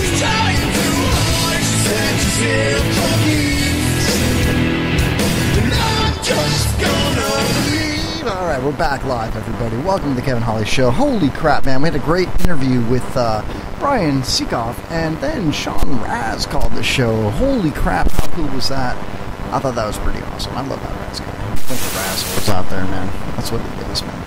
Bunch of rassholes. So we're going to get right into the second hour here on the Kevin Holly Show. You can tweet us at Kevin Holly Show 4. That's the number 4. Also, you can call the hotline. We will take live calls for the rest of the show. That's 727-237-6010. What? It was funny, man. Seth Gecko said in the chat room, he's like, can we get a Sean Raz boxing match on the camera versus Glick, like Ryan Hoppy and the other guy? Yeah, who's the other guy? Who's the other guy? Who is Ryan Hoppy fighting? I don't know. Who cares, man? The guy's a chump. Yeah. No, the reason I say that is because when Hoppy was here for the roast, he tweeted out, like, I'm at the Kevin Holly Show doing the roast, blah, blah, blah. And John Senning, Promo John from 1025 The Bone, said, who? And so I got a little pissed off about that. I'm like, you going to say who like that? Who? Say who again, motherfucker? Say who one more time. They speak English and who, motherfucker? Yeah, you know what I'm saying? I was a little bit perturbed about that, man. But John Senning, I actually met Promo John in the elevator. I don't know if he's ever going to listen to our show, but if he ever does and goes back to this replay here, I met Promo John in the elevator at the Cox Media Group building there in St. Pete on 4th Street when I went down there to pick up my SeaWorld tickets that I won at Toy Drive, because that was so cool. And he was really nice, man. I rode the elevator with him, and I saw him at the lemonade stand, and he shook my hand and was very big and hot and sweaty, you know, big, hairy, sweaty man. Anyway, it's not wrestling, Promo John. It's not wrestling. You're going to get your ass beat down by Ryan Hoppy, dude. Tom Gerganis is the best boxing trainer, the best fitness guy. Burn Studios, man. Holy crap, dude. Anybody that's in the Largo, Pinellas Park, Indian Rocks Beach, South St. Pete, Treasure Island area, go see Tom Gerganis at Burn Fitness Studios. You will not be disappointed. That guy is the man, dude. He's awesome. And because of him, Hoppy's going to kick Promo John's ass, dude. I guarantee it. Guarantee it. Dude. I'll tell you, I definitely want to see it, man. I like Hoppy. He's a good dude. Ah, he's awesome, man. You know what I like the best about Hoppy, and I've told him this before. He asks me questions like, Hoppy's 23 years old. He's 6'8". When he walks, his feet don't lift off the ground, you know. And I'm 41. I'm almost double his age. And half his size. Yeah, I mean, literally half his size, yeah. And he says things to me like, he asks me, like, what's it like to be married? What's it like to be divorced? What's it like to be a father? You know what I mean? He's got these intelligent questions, and that's just our conversation. We could be talking about cars and chicks and radio and things like that, but that's what he wants to know. You know what I mean? It really impressed me. I think Hoppy's freaking fantastic kid, man. Really good kid. He's on the cruise right now. He's on the Celtic cruise right now. All right, Kevin, put your penis away right now, will you? Yeah, sorry about that. I mean, don't like where this is going, bro. Well, it's like any other Put that away, all right? Okay, sorry. I understand you like Hoppy, but... Who? All right, so listen, man. What about going to Mars, dude? Oh, I would love to go to Mars, but I don't want to stay there, you know? You just want to be like a, weekend warrior? Like go in and fuck Mars up and come home? A couple of weeks, maybe. Yeah. It takes like 4 years to get there, you know? Yeah, that's what I'm saying. I don't so want like to be there 4 years there, like hang out for 2 weeks and 4 years back? Pretty much, yeah. The ride, it's not about the destination. It's about the journey. You know what I mean? It's like a sailboat. You know? They're talking about it right now, man. Elon Musk from SpaceX. Oh, Elon Musk from SpaceX. Is that not like a weird, like... It's kind of cool. Elon Musk. That's a badass name. That's the name. Elon Musk from SpaceX.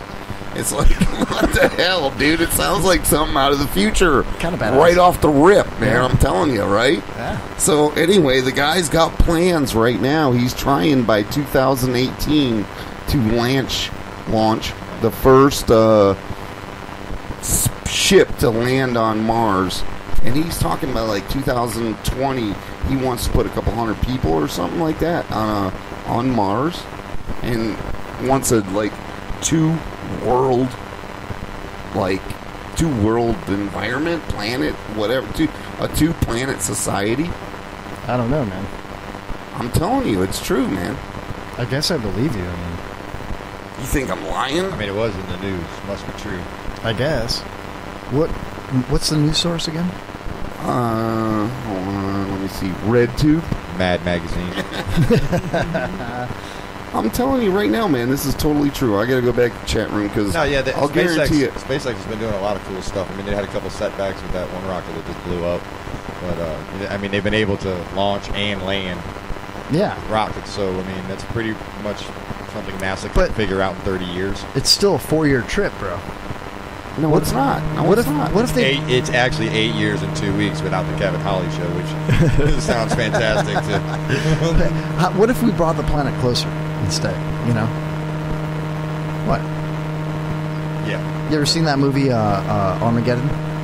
If they can blow up an asteroid, they can pull Mars closer. All right, listen. The cost of sending an astronaut to Mars using the Apollo moon mission architecture in today's dollars would be around $10 billion per ticket.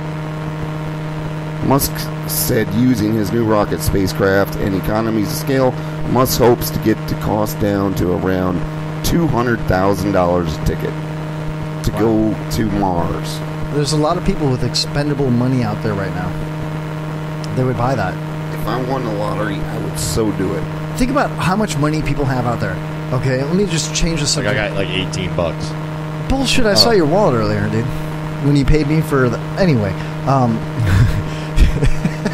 think about it, though. There's so many millionaires out there, billionaires, right? They got money to spend on whatever. And I'm not just talking about, like, the uber rich, but, like, so many people have a lot of money, right? What about if we just, like, autographed Kevin Holly Show merchandise and put it on eBay? Just different things, you know? So now you're coming up with creative ways to lose more money. Well, no, the auctions are free, Jason. You have to have a product. Well, the products are simple, man. I'll just sign, like, my underwears. All right, I just want to say, imagine Facebook once this actually happens, right? People are going to be, like, posting their vacation pictures, and they're going to be like, oh, check it out, man. I went to Wiki Wachi, I went to Busch Gardens, Disney World, and somebody's going to be like, oh, here's my picture of my vacation. I went to Mars. Right? People are like, what are you from Mars or something? I've been there. Yeah. Oh my gosh, dude! Sean Raspatello is in the chat room. Holy crap, dude! I think I just crapped my pants. Dude, oops! I crapped my pants.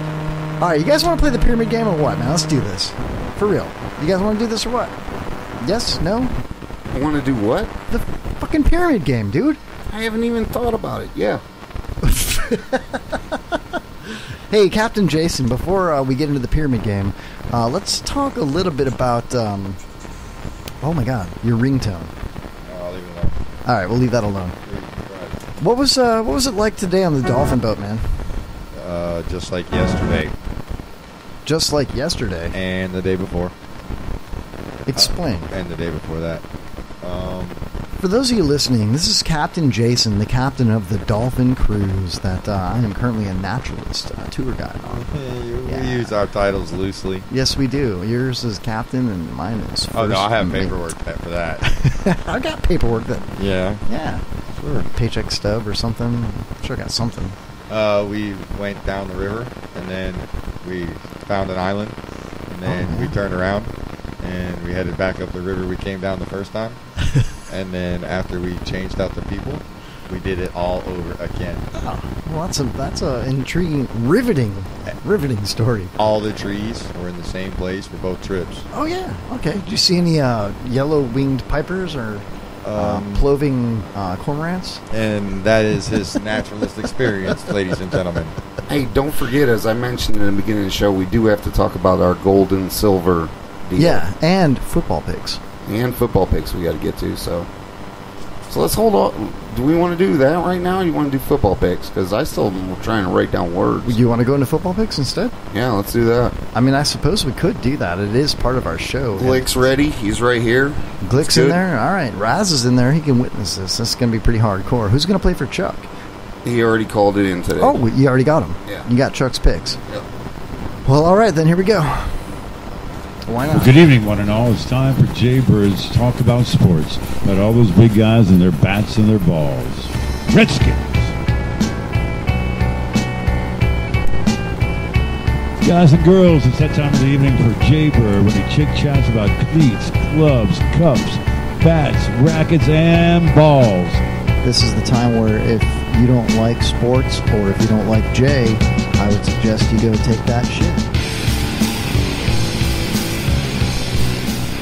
All right, Jay Bird, let's do this, man. Let's get into the football picks. What's up? All right. Well, cool. First thing I want to say, last week was interesting, and I've got to go through and do some paperwork. I ran out of time. My production, budget on this show is very limited. Kevin's paying me literally, well, actually nothing. So, but I don't know. Sorry. Go on. Carry on. Pops, Glick, and I all went 3-2. Kevin went 2-3, which puts him hurting. Chuck actually got on the board today. Really? Yeah, he got a 1-5 because Washington won. No shit. I was going to say the Bucks, but they lost. Yeah. Too bad. I can't believe it. All right, so that's pretty good. Let's get right into it. And as usual, we're going to start with you, Kevin, on the first pick, Cleveland at Washington. Well, I know that Glick is a Cleveland fan, so he's going to vote for Cleveland. So I'm going to go Redskins, man.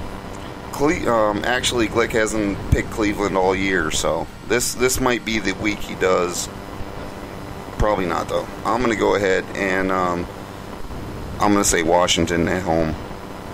I'm going to have to get Pops next week, and Glick, we're waiting for you on your pick. I know Chuck already called in earlier, and he said the Skins. Yeah, they have a great special teams this year. Outstanding. It's unbelievable. We'll it's outstanding.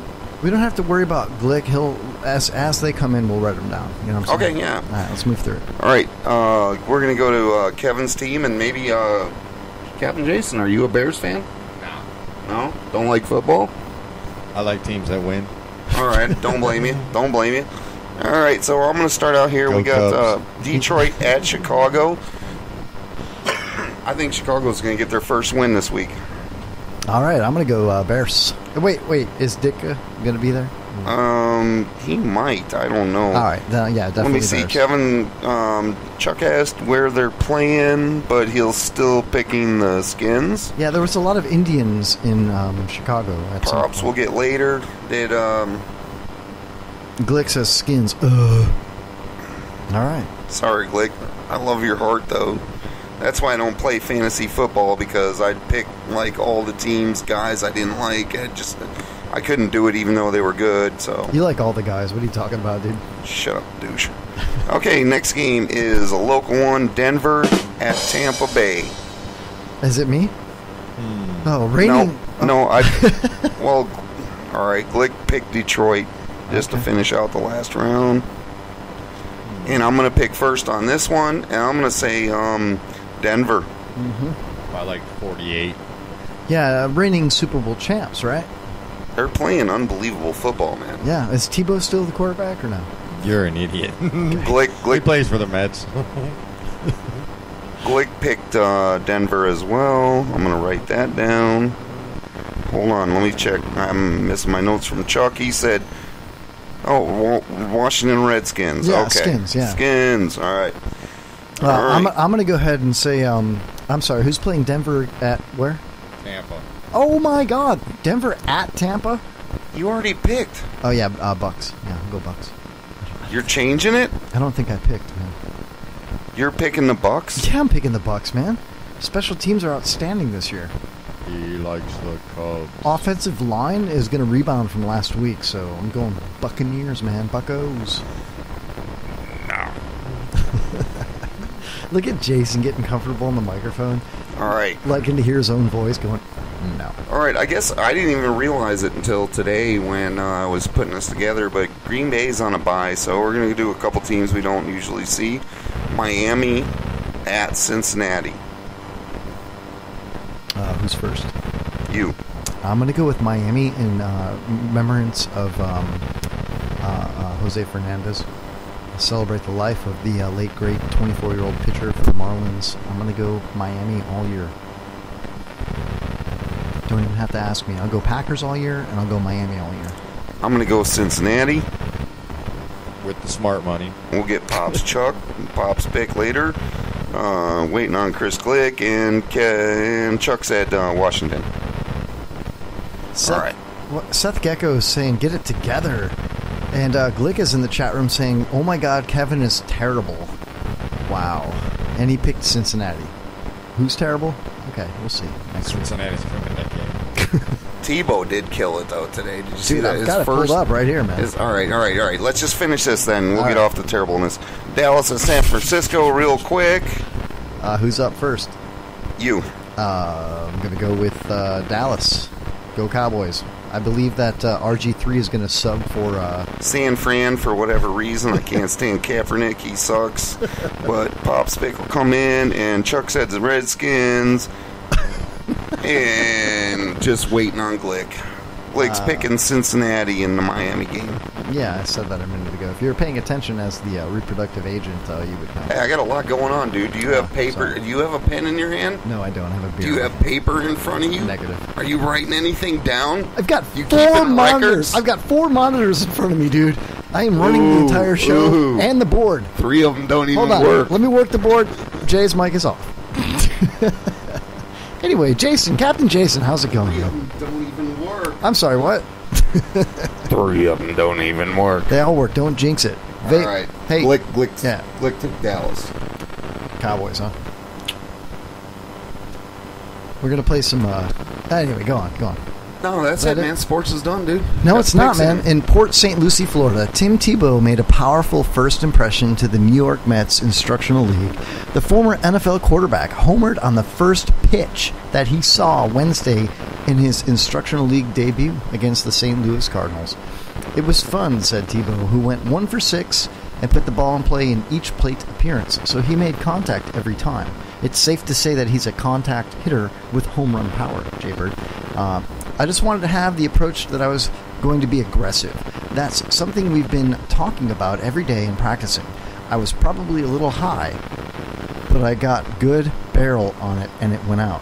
What does that mean? Now, he's a church-going man. He got a little high before the game? You think? I guess so, man. Wow. Tim Tebow smokes marijuana before he plays baseball. Breaking news. You're hearing it live on the Kevin Alley Show. Tebow's a stoner. He's a very spiritual man, you know? All right. He was getting high with Jesus, man. Yeah, high with Jesus. That's awesome, dude. It says the 2007 Heisman Trophy winner drove a high 90-mile-an-hour fastball over the left field fence. The home run came off John Kilchowski, a left-hander who pitched for Vanderbilt and 2 St. Louis minor league affiliates this year. Left-hander Dylan Carlson scaled the fence in an attempt to steal the home run, but in his efforts came up short as fans roared in approval. So there you go. Tim Tebow smokes marijuana with Jesus and hits home runs. You heard it first here on the Kevin Holly Show. Hey, you know what's really cool, dude? Did you hear about smoking with Tebow? I've been smoking with Tebow. That's a good parody song, man. We should do that. Oh my God! Did you hear about or watch the video? You guys probably know that Jose Fernandez was killed in a boating accident in Miami Beach Sunday morning at about 3 a.m. Yeah, terrible tragedy, terrible loss. He was actually an up-and-coming Cy Young candidate, man. Great record, great pitcher. great with the community. I heard that he had just done a Make-A-Wish Foundation event and brought some little girl to the field and gave her a signed bat and everything, and said, "I'll hit a home," or she said something like about a home run the next day. I don't know, whatever it was. And later that night, Saturday night, Sunday morning, he was killed. Well, the next game, they were playing a game, right? The next one was canceled against Houston for mourning purposes, but the next game, D. Gordon.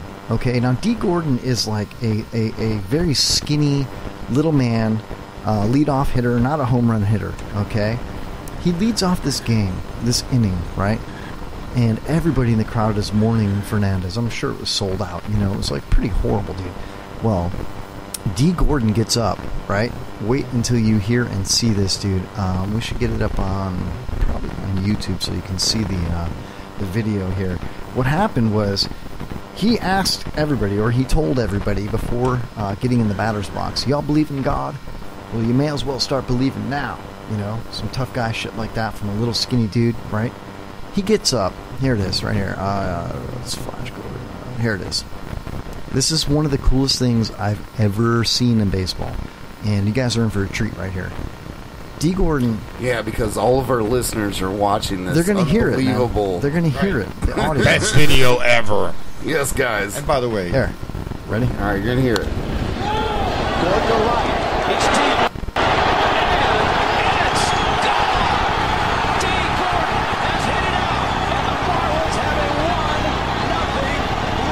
Look at the dugout slapping the railings. Now watch his face coming around third base.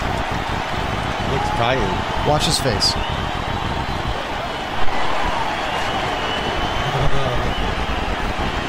Ready? They're all wearing number 16 for Fernandez, right? Look at D. Gordon crying his eyes out. Look at him. Now the quote was, after he said, "Y'all believe in God" and all that, he never hit a home run, even in batting practice, anywhere near as far as he hit that home run. That was like a 450-foot home run.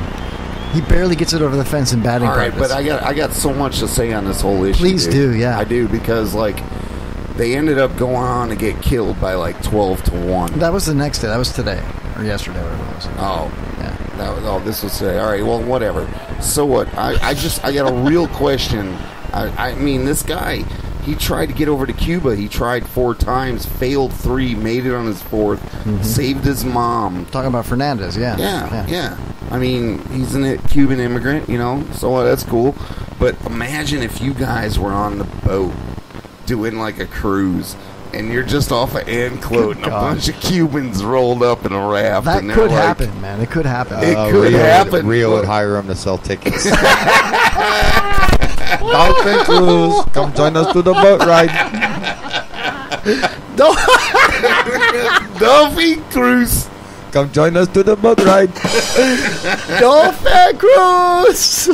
Seriously, what would you do? You come back and hand them over to Rio and be like, "We got 12 new employees, you want to dude. charge them half price? We only brought them back in." Right? Nah, man, he's charging $18.99 before they get on the boat. And I'm like, "What are you guys drinking? Margaritas, rum runners, or Coronas?" And they're like, "Corona." Anyway. Where's your ticket? That is so racist, man. Oh my God. That's not racist. It's not at all. racist I mean, if it's true. That's funny shit, though, man. Rio's got like a whole bankroll of employees, dude. None of them speak English, and the ones that do speak it like this. All right. We rolled up one day. We came back, and I know there was like 14 Budweisers in that cooler when I put it away. And there was 2 like the next morning. One guy sitting there manning the phone for 2 hours, 8 to 12 pack. Okay, this is how the job interview goes down. Okay, you're hired. We need your social security number. Yes. It is 467321. Like, you're missing. How many more do I need? And then they look to the social security number of the previous interview, and they fill in the blanks. They're like, "Okay, yeah, same one." All right, cool. Same one, It is 1, 2, 3, 4, 5, 6, 5, 9, 7, 9. No, my name is Jim. Anyway, I thought that was a really emotional and heartfelt. You think about it, guys. All right, let's get real for just a second here, and we'll get back into the comedy. That dude, D. Gordon, hit the first large home run of his career on the leadoff spot during the first game after the death of Jose Fernandez. All of them were wearing number 16. He smacks that ball out the park like a champ, right? Gets around third base and breaks down into tears like he did. I mean, there was snot coming down his face. Come on, man. And he said, yeah, if y'all don't believe in God, now's a good time to start. Then he hits that home run and comes back and says, well... Sounds like a conspiracy. He says, I think I had a little help on that one. You know what I'm saying? Now, I don't know if y'all believe in God. I'm not going to go all religious on the podcast here, but come on, man. That's pretty cool. Pretty cool. Oh, yeah. Praise the Lord! Praise the Lord! Religion's a great selling situation. Sorry. Yeah, please buy the Kevin Holly Show. Thank you. All right, so where are we at, Jaybird? Are we ready for the pyramid game, or are you going to tease me all night? We got strange news. I'm not even ready. I'm not even ready for the pyramid game. I mean, we got to do the gold and let's do the silver, gold and silver and get that out the way. Let's do it. All right. I don't have any music for that. We either call it the gold and silver hour. I got this for it. Yeah, that's about what I figured we'd get. Perfect. All right, so I want to say, people are talking big time about whether to invest in gold and silver. And, I want to brainstorm with our listeners, with you, Kevin, with you, Jason, see what, everybody thinks. Personally, well, let me ask you, Kevin, what do you think, gold or silver? Oh, well, I'm going to go with, I've heard a lot about, you can find old coins from the 60s, like quarters and $half that are made of real silver, and they're worth like $6 a piece. What if you had so much of that, and then the value of gold drops? You're fucking wrong, man. You know what you need? You need guns, brass, ammunition, brass. You asked about gold or silver. I was just saying, what do we need in this situation? Coke and whores. You need no. What? You need food. You need a piece of land, some pigs. Got all that. What are you going to do with gold or silver? You're going to beat somebody over the head with a fucking, sock full of coins? You can make silver bullets and kill vampires and werewolves. See, here's what it is. I buy ammo. You can have all the silver and gold you want. And when I need some, I'll just come take it. Because what are you going to do? Throw it at me? I have brass. We're done. You know what? I'm gonna stockpile like a half a garage full of liquor, man. You think about that, man. When shit hits the fan and there's chaos in the streets. Beer would be the thing because it tastes good. Liquor burns. No. Liquor works quicker. So. Yeah, but beer actually has a good taste to it. You can cook with it. I mean, how about starting a moonshine still? I mean, if there's total chaos in the streets, no, we're talking about stocking a garage. Blake said he's gonna get into gold, so I don't know. Hey, look, between the two, realistically, the best one is silver. See, here you're gonna get a bigger return. All throughout history, silver has always remained about 1/50th what gold is worth, and it's nowhere near that right now. So if you have the money to invest, your silver market is going to naturally get back to where it's approximately 1/50th the value of gold. So you'll make your money back quicker. All right, I'm still going to get a case upon case of Skol vodka. And I think it'll...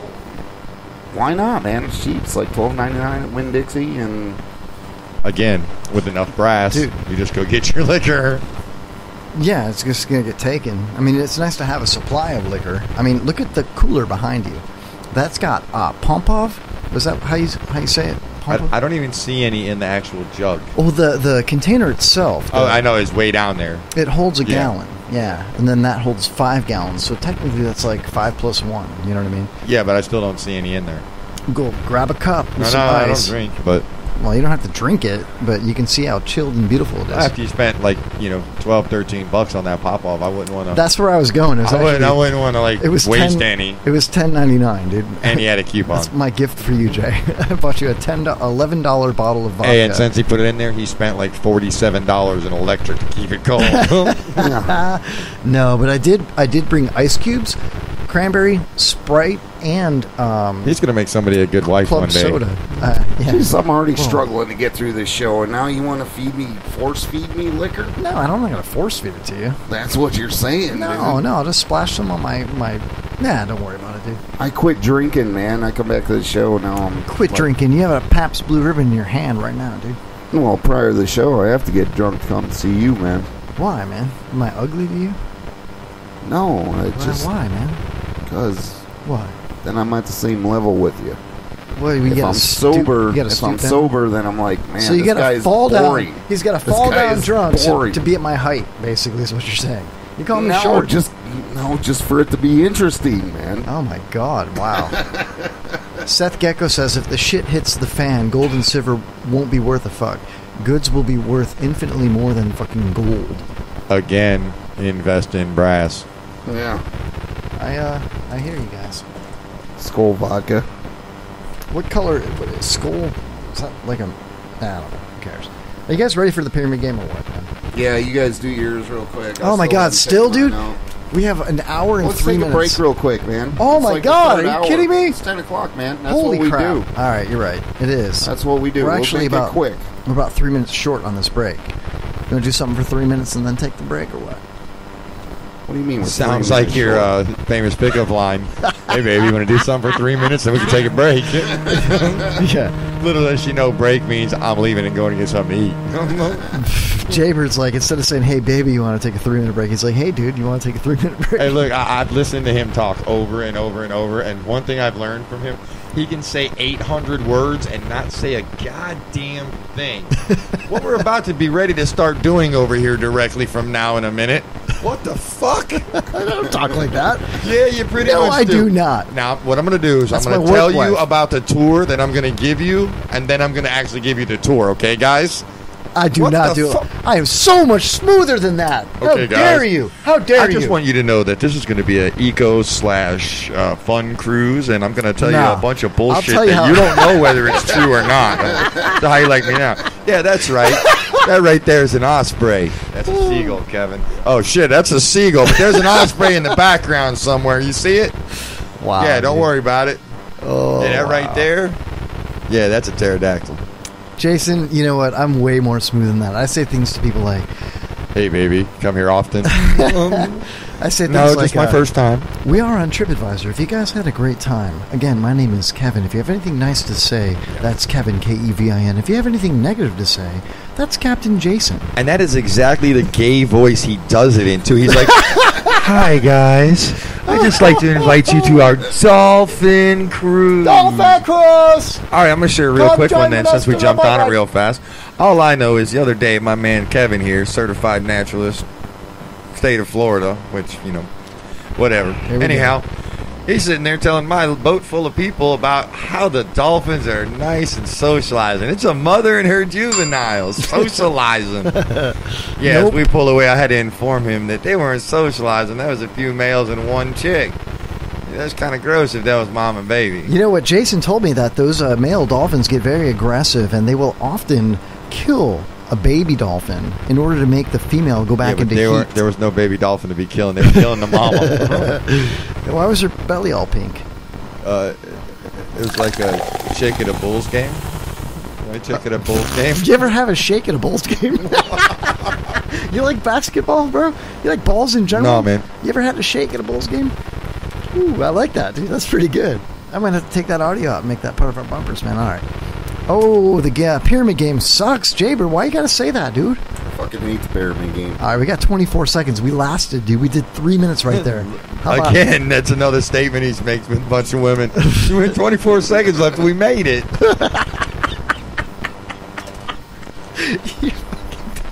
All right. That's actually kind of a dick move there, Jason. I'm a little upset. Oh, all right. So I guess we're going to do this. Is that right? Yeah, a little quick break here. We're going to take a quick break and come back with more of the Kevin Holly Show. We're going to do the pyramid game, strange news, and maybe a little gay bar or steakhouse. We'll see what happens, man. Fuck that, dude. A few other... Fuck that, dude. Whoa. Fuck that, dude. Kevin always tries to play front or back door. We'll be right back with more of the Kevin Holly Show on the IRN Internet Radio Network, also on TuneIn Radio, 12 to 3 on Tuesdays and 3 to 6 on Saturdays. Here we go. Let's do it. To try, 'cause you're too cool to hear me the way it's going. No, I can't keep going. No, I can't win.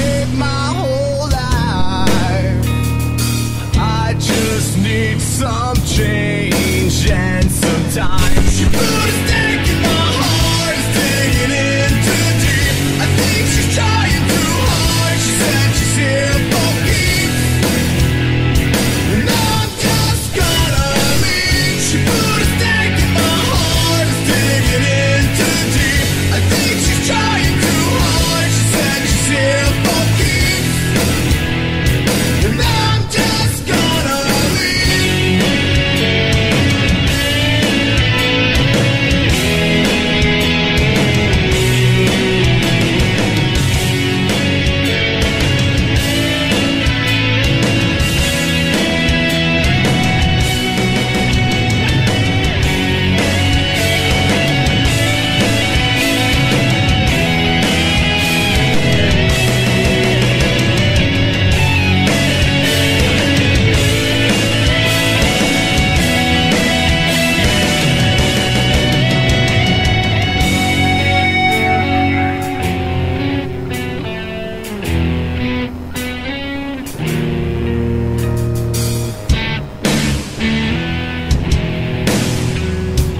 Love is never enough.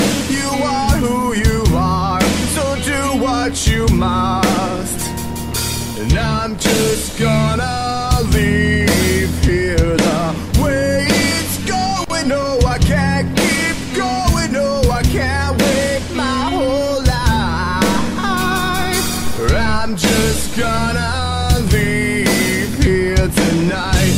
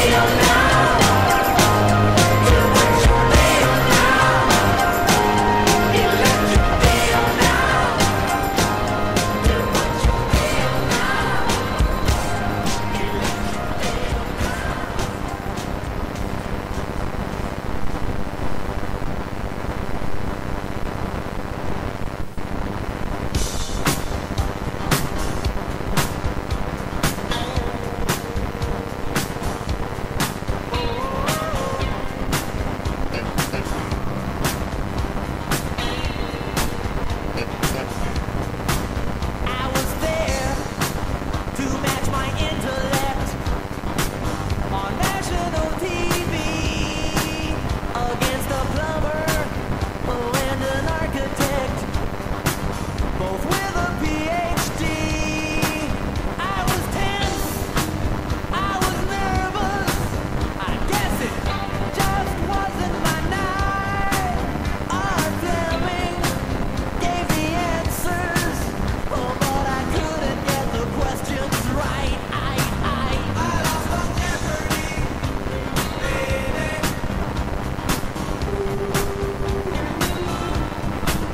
I lost on Jeopardy, baby.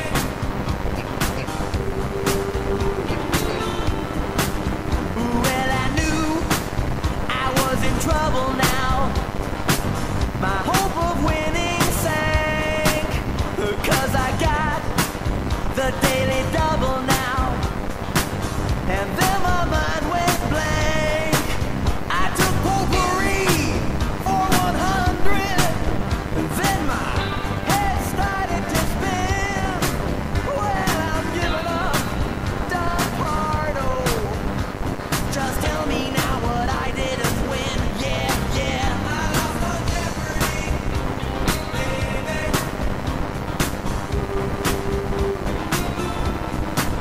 I lost on Jeopardy, baby.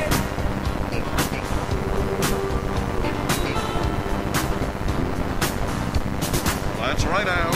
You lost. And let me tell you what you didn't win. A 20-volume set of the Encyclopedia International, a case of turtle wax, and a year's supply of rice-a-roni, the San Francisco treat. But that's not all. You also made yourself look like a jerk in front of millions of people. And you brought shame and disgrace on your family name for generations to come. You don't get to come back tomorrow. You don't even get a lousy copy of our home game. You're a complete loser. Don't know what I was thinking of. I guess I just wasn't too bright.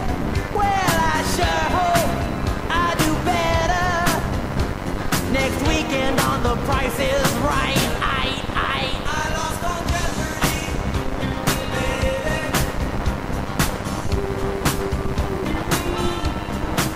I lost on Jeopardy, baby.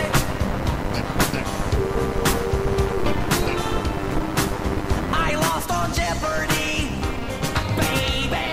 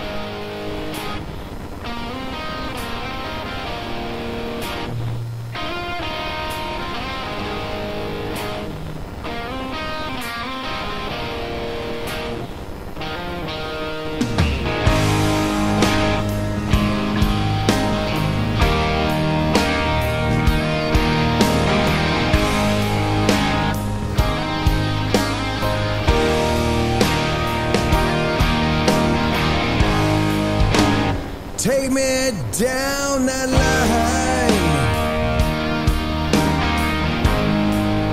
Gonna throw that heavy load. I can't seem to make it. Make it on my own. Turn the lights down low now. Turn down our bed. I can't seem to get you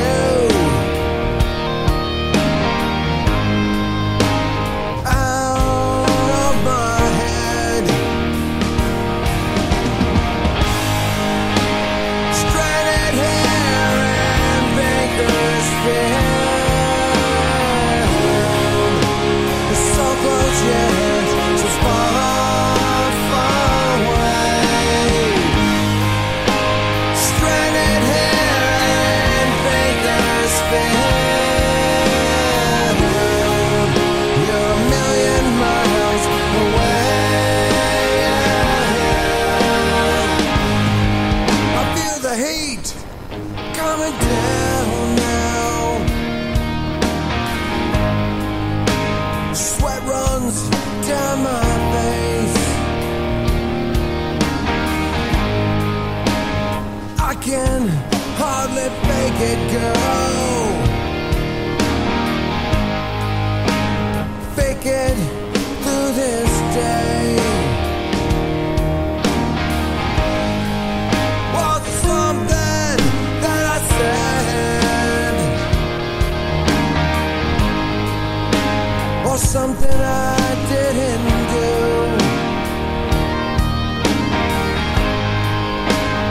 18 more hours, girl, till I'm home to you. Stranded hair and baker's field.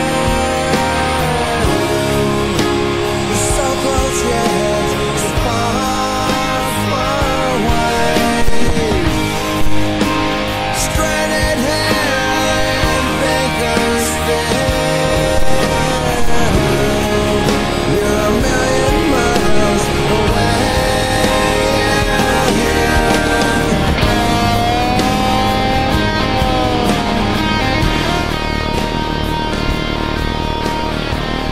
All right, we are back live with the last hour of the Kevin Holly Show. Last 43 minutes. Ooh, wow. Thank you for Chris Glick and Seth Gecko and Sean Ras and Brian Sikoff and everybody else that's tweeted, been in the chat room, called the show tonight. We appreciate you guys very much. If it wasn't for you Holly's Hobbits out there, we wouldn't have a show. Yeah, it's the Holly Hobbits, Jason. Captain Jason in the house once again, ladies and gentlemen, back on the microphone for the first time for the second hour. Captain Jason is one of the most witty, funny, and charming young butt pirates I've ever met in my life. There he goes blowing me now. Yep, and I really appreciate you coming in tonight, man. Thanks for doing that, bro. Everybody be quiet. In honor of Pops not being here tonight, let's do a little air hose noise. Ready? I'll go first. Chipper.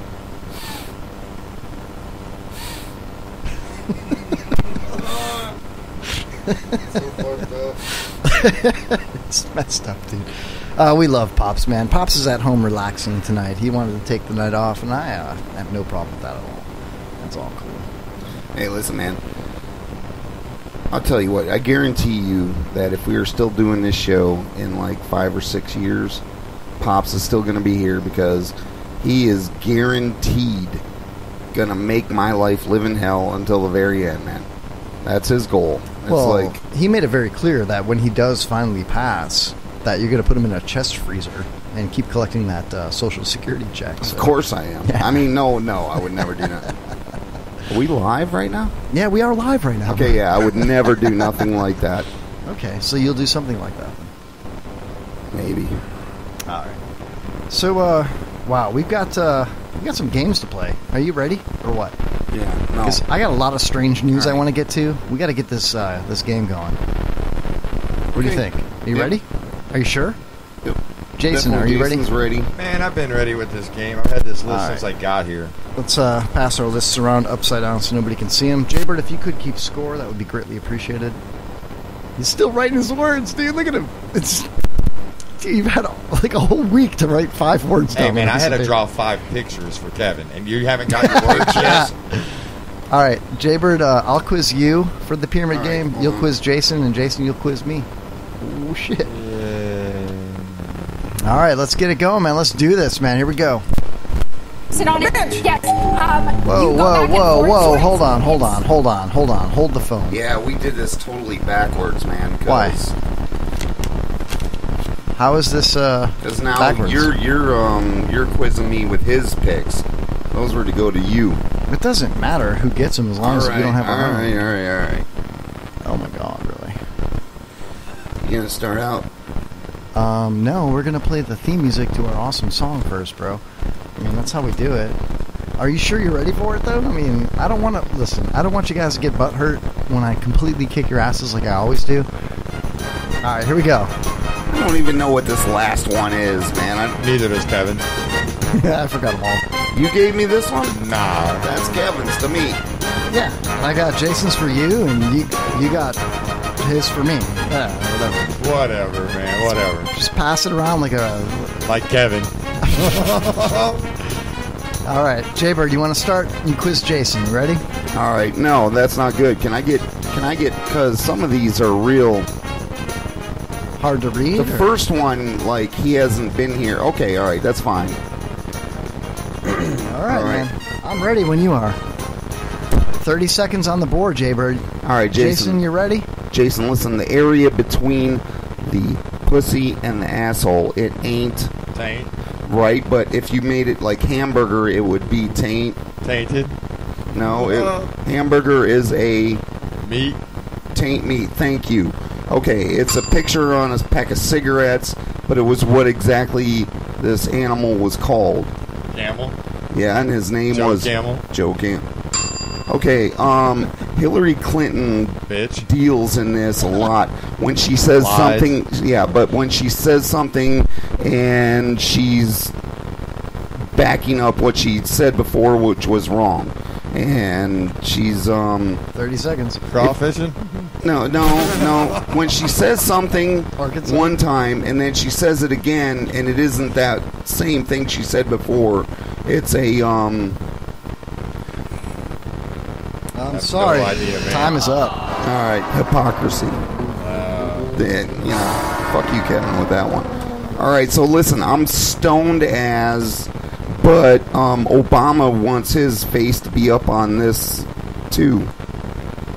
Has 4 presidents on it. Mount Rushmore. Yeah. Oh, that's good, dude. Stoned is Mount Rushmore, really, dude.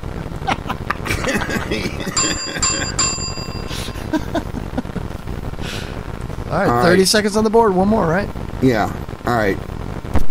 This one is totally freaking stupid. This don't even count, dude. What? I don't even know what it is or how to say what the hell. Just you scribbled some shit down at the bottom. It's like, part of the reproductive system of a man, dude. You should know all about it. Nah, I don't, bro. I'll go ahead and give him the clue for you on your behalf. All right. It is it's not the seminal vesicle. It is a Kevin's mouth. It is part of the male genitalia.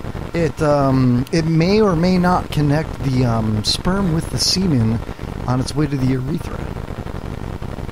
Yeah, that's way too much information about a dick for me to care. What the hell? Hey, I would like the listeners at home to know that Kevin was drawing me pictures as you were describing. It's better than showing you in real time. That would be the vas deferens. So you're Jason. You are 4 out of 5. Vas deferens. Yes, 4 out of 5. All right, I guess it's your turn to quiz me here. Am I right? I think I'm right. Ready? Oh yeah, Jason's gonna quiz the host, Kevin Holly. Let's do it. Ready? Yep. All right, I'm good. 30 seconds ready? on the board. All right. What Kevin has the most of on his cell phone?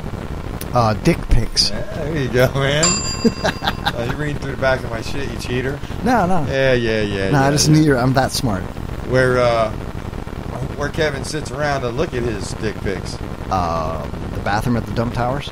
A little more specific. Of the toilet. There you go. Hey! The only other thing in the bathroom with Kevin while he's looking at his dick pics on the toilet. Most run on batteries. His has an extension cord. Dildos? Vibrator? Yeah, there you go. For real? The toilet he's sitting on is worth more than... What? Say that again. I didn't hear it. The toilet you were sitting on is worth more than your next clue. I don't know. Probably got about the same mileage on them. My balls. My Toyota Corolla. There you go. For real? Kevin's car. Is that all? You got one more coming, man. I can't wait. This is the most endangered bird that you might catch a glimpse of if we're at work, man. I would say a bald eagle. Yeah, no, you're wrong. Try again. This. If you're lucky, you might catch a glimpse of one of these rare birds. A pterodactyl. Yeah, no. Turkey vulture. Yeah, condor. I mean osprey. Osprey. No. No, I see now, those all those the time. are endangered. An endangered Chinese. bird I might see. Oh, and a plastic owl. No. I'm going to go with a... I might see it. It's very endangered. I'm going to say a laughing gull. No, they're not endangered. Common seagull. Closer. All right. 2 words. First is the color of your dick, and the second is the New Orleans basketball team mascot. A black skimmer. Oh, no, I think it's been more than 30 seconds, man. We're going brown pelican. It's a brown pelican, man. A brown fucking pelican, really? Wow. Well, according to you, if we're lucky, we'll catch a glimpse of one on our nature tour. That would be the smallest of about 7 species of yeah, when you say of about, that's like, there's maybe 7. No, there's 7. There might be 8. There's 7. About 7 species. It's about the smallest of about 7.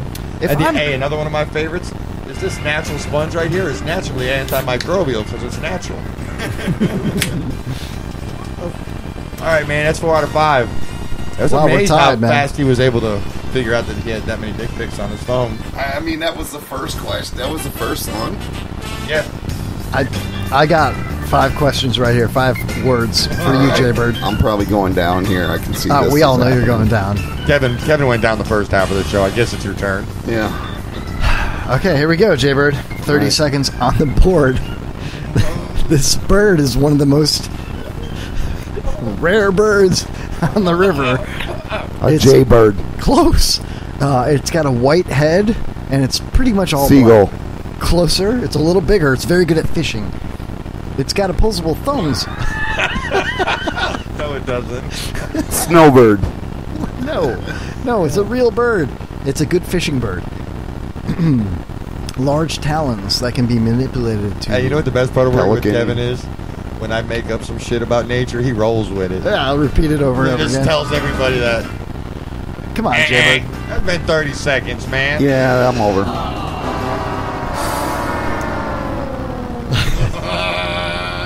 It's another bird, Jaybird. This bird has a What was the first one? Osprey. Oh. This next bird... Which they are not endangered, just to let you know, Kevin. They're everywhere, yeah. There's like 800 of them. 800? They eat cats behind Hellas. They swoop down and eat cats, dude. With a little olive oil, some lemon, a little feta cheese. That's why they're a health department store. The Ospreys keep it clean out back. All right. Yeah, I like how you crossed this one out and wrote something else, dude. You like that? You gotta read it. Wait, no, I meant. It doesn't even make any sense. All right. The next one is a bird, Jaybird. It's pink in color, and it's quite rare to see. Pink pelican. So close. It's got a pink peregrine on its beak. It's almost like you would use this pinky utensil. It's you pink got spoonbill. Pink. Oh, you got the second part right. Spoonbill. It's not pink spoonbill. It's think about Rosetta Stone. It rhymes with that. Hey, it sounds like Schmozeretta spoonbill. Okay. It's a fucking pink spoonbill.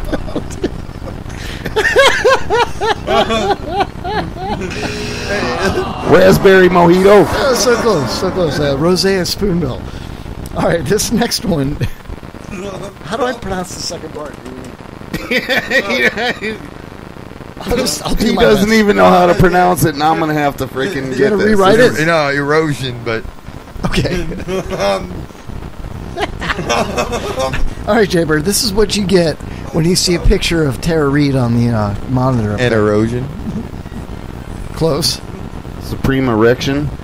Okay, you got erection right, but the second half would be. This is not even a word, dude. Look at him; he's dying over here. Erection demolition. It is So a word. close. It is a word. man. Erection Look, demolition. we're just gonna give it to you because the word was supposed to just. Wait, be hold on. erosion. I can get it. I get it. No, it was supposed to be erosion. He wrote erection. Erection, and erosion. and crossed it out so that only he could read Can I it. do them all? You were just supposed to read No. it, dude. You weren't supposed to read Well, I'm that taking. part. I'm going to tweet a picture of this right now so everybody can see. This is the words that I had to deal with here. I told you it was going to be good, man. Okay, He's only halfway there. he dude. tried to That's only spell. word three. Okay, Captain Jason tried to spell erosion, and he spelled ERECTION, and then crossed it out and spelled OSION. Erectionosion. And I'm tweeting it out right now for anybody who wants to see it. Hey, man, let's get to the fourth one. Oh, we will. Let me just tweet this out. Jesus Christ! I got 2 more to do. This is nuts. Erosion, really? Oh my god. Okay, Jaybird, your next question. Right now. Ready? Yeah. Your next word is. It's a specific type of seashell, and it also has a lot to do with what's Are in you your freaking pants. kidding me? It's Jason's words, man. I was supposed to read these to you. You already read these? No. Then how'd you not get erosion, dude? It's a type of shell, a something shell. Conch. Cock. Cock is close. Conch. No, cock is closer. Put a couple more letters on the end of cock shell. Cockatiel. No. Cock. Cockatoo. No. Cock. Cockapoo. Close. It's not a bird, it's a shell. A cock something shell. 2 letters on the end of cock. Cocksucker. 2 letters on the end of cock. Now, we're not giving up till you get this. Add 2 more letters, 1 vowel, 1 consonant.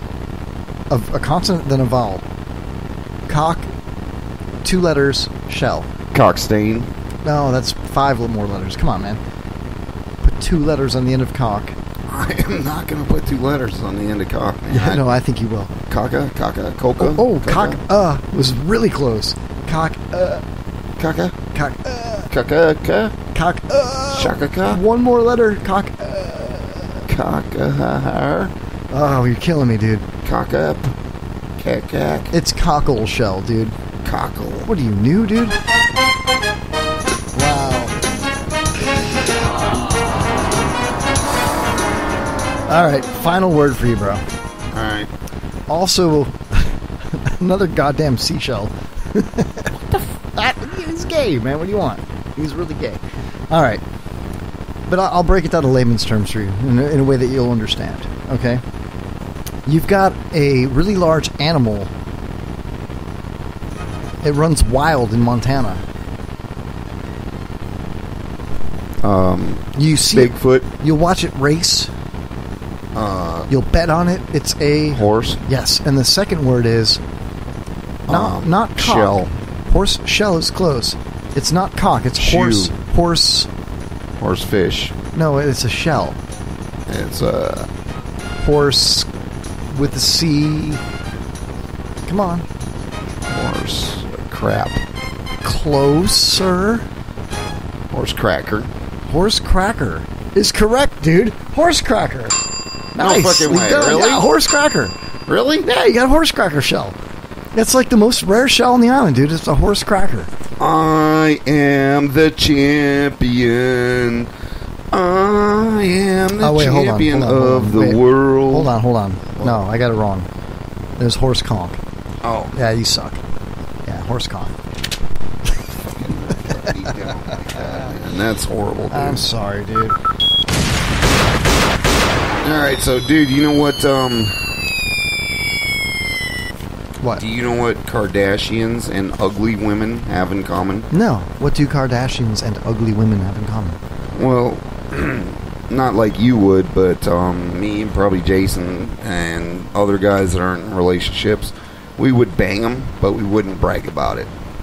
You know what I'm saying? I do. Just think about it. I just saw their show was coming out, and I saw them, and I was like, I hate these fucking women. Do you like the one that looks like a giant alien, or the one with the big butt? No, I like the younger one, or the one that's small. No, that one's like 15, dude. You can't like that one. Oh, shit. Oh, yeah. No, dude. Bullshit. They're all of age, man. You're talking about Bruce Jenner, dude. No, that's... Caitlyn? Is that the one you're talking about? Caitlyn Jenner Kardashian. Yeah, that's not the one. Yeah, sorry, bro. Alright, so, Click's getting the dick pics out for you so you can fill your phone up again. Damn, dude. Last time I did that, my mom was like, what's that disgusting photo on Twitter? And I'm like, that's a micro penis. Sent from my friend Chris. Alright, so Jason, now that you're back here, let me ask you something, man. Horse cracker, by the way, was the winning answer for your last horse cracker. So, pretty awesome show. Anyway. I love them horse cracker shells. Alright, now, let me ask you, you'd do an ugly chick, right? But you wouldn't tell anybody. No. No? Alright, so... No, he would tell everybody. Look, I finally got laid. Ugly dude. So would you do a Kardashian, which are considered to be pretty, would you tell anybody? Nah, man, wouldn't do it. Wouldn't do it or wouldn't tell anybody? Wouldn't do it. I'd do it. I just wouldn't brag about it. Would you? I'm full of shit. I'd brag about it to everybody.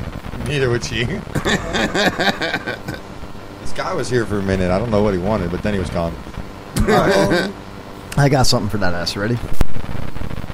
Oh, shit. It's time What for is the what Kevin Kevin Holly says. Show News featuring Jay, Homeless Chad, and Kevin Holly. None of which are in the studio. There's like 5 things playing right now. What's in the news and what's new with the news on the Kevin Holly Show. We never turned off that feed for the pyramid music there. Wow. Alright, let's do news, man. That was the weirdest fucking bumper I've ever had on the show, dude. I kind of liked it. That's Splendido from The Price is Right, 1976. I don't know how that got on the show, but we go vintage like that. Alright, check it out, Jay-Bird. I got something for you that I thought you would like.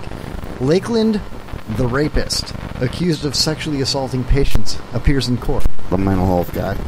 Huh? He's a mental health guy, isn't he? No, Counselor. I think he's called the rapist. Therapist. No, it says fucking Lakeland, the rapist, accused of sexually assaulting patients. You see, there's no space between those two words. Good. That's so good. Lakeland licensed mental health counselor made his first appearance before a judge Wednesday on charges he sexually battered 2 clients. With, like, pancake batter? I don't know, dude. He was a rapist and then he was battering people. That's fucked up. The cooking rapist. Yeah, the rapist cook. He was, alright, so his name's Anthony Conti. He touched the women on their private areas during visits to his Edgewood Avenue office, and then he told the women it was a form of therapy. Well, he wasn't lying. Maybe he had a different approach. I mean, who are we to, It's experimental. Yeah. I mean, all I did was touch them, on their private areas. I mean, anything could be private, really, Yeah. That's my private notebook. Yeah, I mean, like my shoulders, they're private, dude. Yeah. No, they're not. I've seen so many people touch some things. What? Usually when they're picking you up off your knees, but hey, Oh, man, all right. It says, it's very strange, said Police Sergeant Gar Gross. Yeah, now, no what shit. the fuck kind of name is Gar Gross? Like, hey guys, it's kind of weird that this guy was fondling them there messed up kids, ain't it? No shit, there, huh? Gar. Wow, I see you moving up the ranks. They're going in there for help, for counseling. He's gaining their trust, and then he's going way overboard. And the next thing you know, they're being sexually battered. Trust fall on my balls. It's just messed up, man. It's a trust fall on my balls. What do you think when you go to a place where it says clearly on the door, the rapist? You know what I mean? Yeah, what are you going to expect? What do you expect? I mean, you signed up for it. Stupid Kevin goes to 4 different offices like that. Yeah. I mean, I've been told a lot to go to the rapist. And I'm like... Hey, Kevin put a sticker on the back of my van I had one time, said free candy. And it was like on the opposite side. And I didn't notice it for like 3 days, man. You drove back and forth through Tarpon. I'm driving back and forth, and I got this old beat-up Ford van, blue Aerostar, like 89. It still said Acme air conditioning on the side. Yeah. And then it had a free candy sticker on the side of it. Then, for his birthday, I went out to the mall, and I had a custom T-shirt made. It had lollipops on it, and it said free. It said free candy on the front and Candyman across the shoulders in the back, dude. Yeah. How come you never wear that shirt, dude? I lost that shirt. You lost that shirt? In a fire. Did you lose that at the rapist? Yeah, wow. All right. At least I still have the van. All right, let's move on. We got more... Kevin drives it now, right? I would love to. Do you guys want to play a round of... No. Steakhouse or gay bar? No. Why not? No. All right. When you looked at the board, I knew it was no. So, what about Tropical Storm Matthew? What do you guys think about that? Captain Jason, are we working next week or what, man? Of course. We run dolphin tours in a hurricane, man. Hurricane Cruise! Come with us! Cruise. Join us for the last boat ride of your life! That's his joke. I stole it. Everybody! I told him I was going to do it, though. All right. So, everybody come prepared to die. Hey guys, look, when it gets bad out there, just hand out a poncho and a margarita. Yeah, it's all good. Hey, they're all going to die, but here's a margarita. Jason was jerking off, like, repeatedly, vigorously. He was, I'm going to die, or I'm going out and having fun. And then... Yeah, because that's my idea of fun, standing next to you jerking off. Yeah. Sounds great. The boat rights itself, the wind calms, the waves stop, the boat gets calm and clear. And Kevin still doesn't stop. Anyway. Almost there. It's my third time, guys. Do you think this is going to be a threat? Nah. I think it's going to turn right, man. That's what they've been doing. Okay, good. I'm going to go with no. I'm going to say it's going to be a Cat 5, and it's going to come up the east coast of Florida, and it's going to hit South Carolina and take out Chris Glick. And I'm going to say no. I'm just saying. All right, check this out. There was a man rescued at sea, but he was suspected in his grandfather's slaying. Yeah, it was him and his mom. Now they can't find her. In Boston. Fucking Boston. Jay, what the fuck is that? Jay, what's going on in fucking Boston now? What the fuck is that in the water, Jay? Have you seen this fucking story over here, Jason? Hey, this is fucking crazy. It looks like a 22-year-old man, There's a lot of meat on that guy. Am I lying? Yeah, you're not lying. But he doesn't look so well, We Jay. better hook that guy. I think he's gonna fucking dying. Better hook that guy. Pull him in the boat, Jason. We better take him to the aquarium or something. Anyway, a 22-year-old man was rescued from a life raft after a fishing trip left his mother missing and presumed dead. He had been a suspect in the unsolved 2013 slaying of his rich grandfather. Now, was his grandfather's name Rich, or was he just wealthy? Adding to the multitude of questions swirling around him. Wow, nicely played there, Baines 9. Swirling around him and what happened at sea.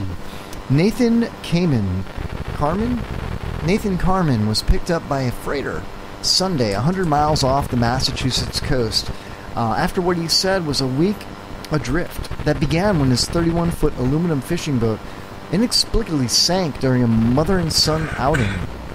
Coast Guard officials interviewed Carman, and police searched his home in Vermont as part of an investigation into the ill-fated trip. He's not been charged with anything.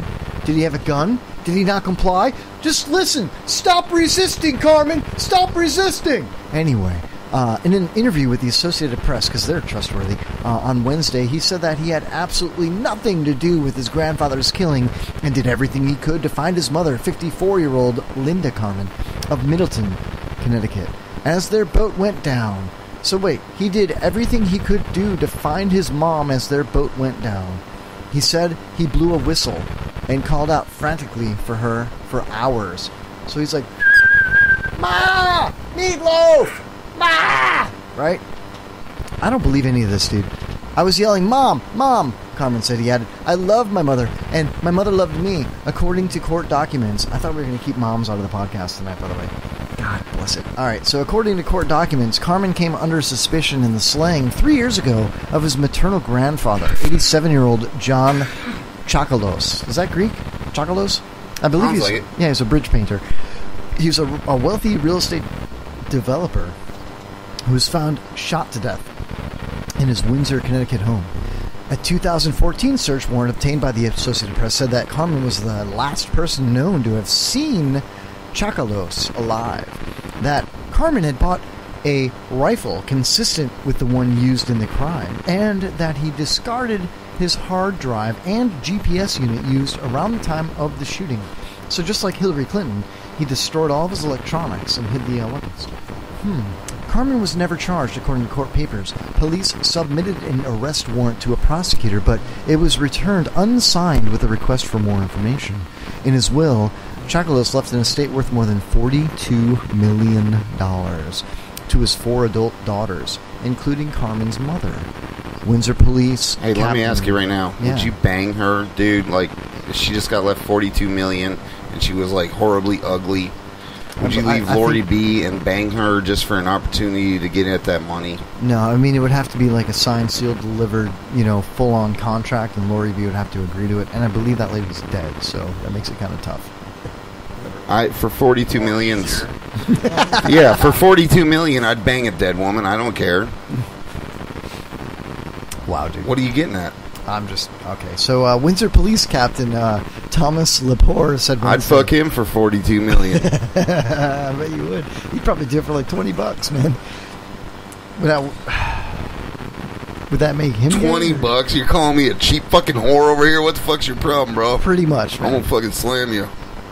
What does that mean, dude? What does that cost? That's a little extra. Yeah, how much more? How much more for that? I mean, I like to be the... Anyway. All right, yeah, get back to thrilling... All right, so the case is still open, and Carmen remains a person of interest. So all these people die with all this money, and he's just a person of interest. But yet, Captain Jason can't walk down the fucking sidewalk and take a crap next to the crack whores outside without getting arrested.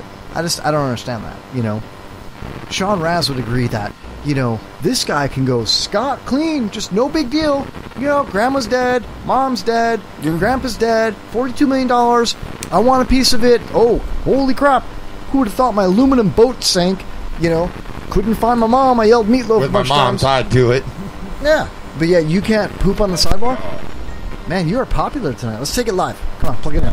Hey, Kevin, can I poop in the studio tonight? No, there's a bathroom down the hall. I know, but I have this fantasy about pooping in the studio. In a bag or something. I don't care. Yeah. When we're not you here. guys step out. I don't want you to be in here. Well, why don't you save that poop for your prostate exam that we're going to do live on the air when Dr. Larry Shrinatan calls. And then if you accidentally poop, we'll just catch it in the bag, and then you can, you can relive your fantasy at the same time as getting a free prostate exam. A poop smear? A poop smear.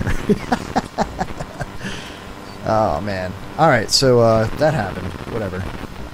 Stupid.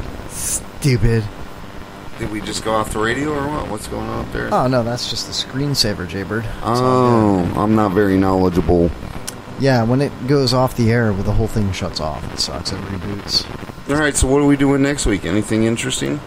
Next week, what not. would be the date next week? Here, let me look at the calendar. Ooh, we're looking at the 5th and then the 12th, so we'll have to line that up. It's going to be a big surprise, man. I'm hoping to get Sean Raz on the show and talk to him a little bit more about other things besides black and white cop shootings, but he's got a lot to say about chemtrails and the election and the debate and stuff like that, so I think that'd be pretty cool. Maybe we can get him on.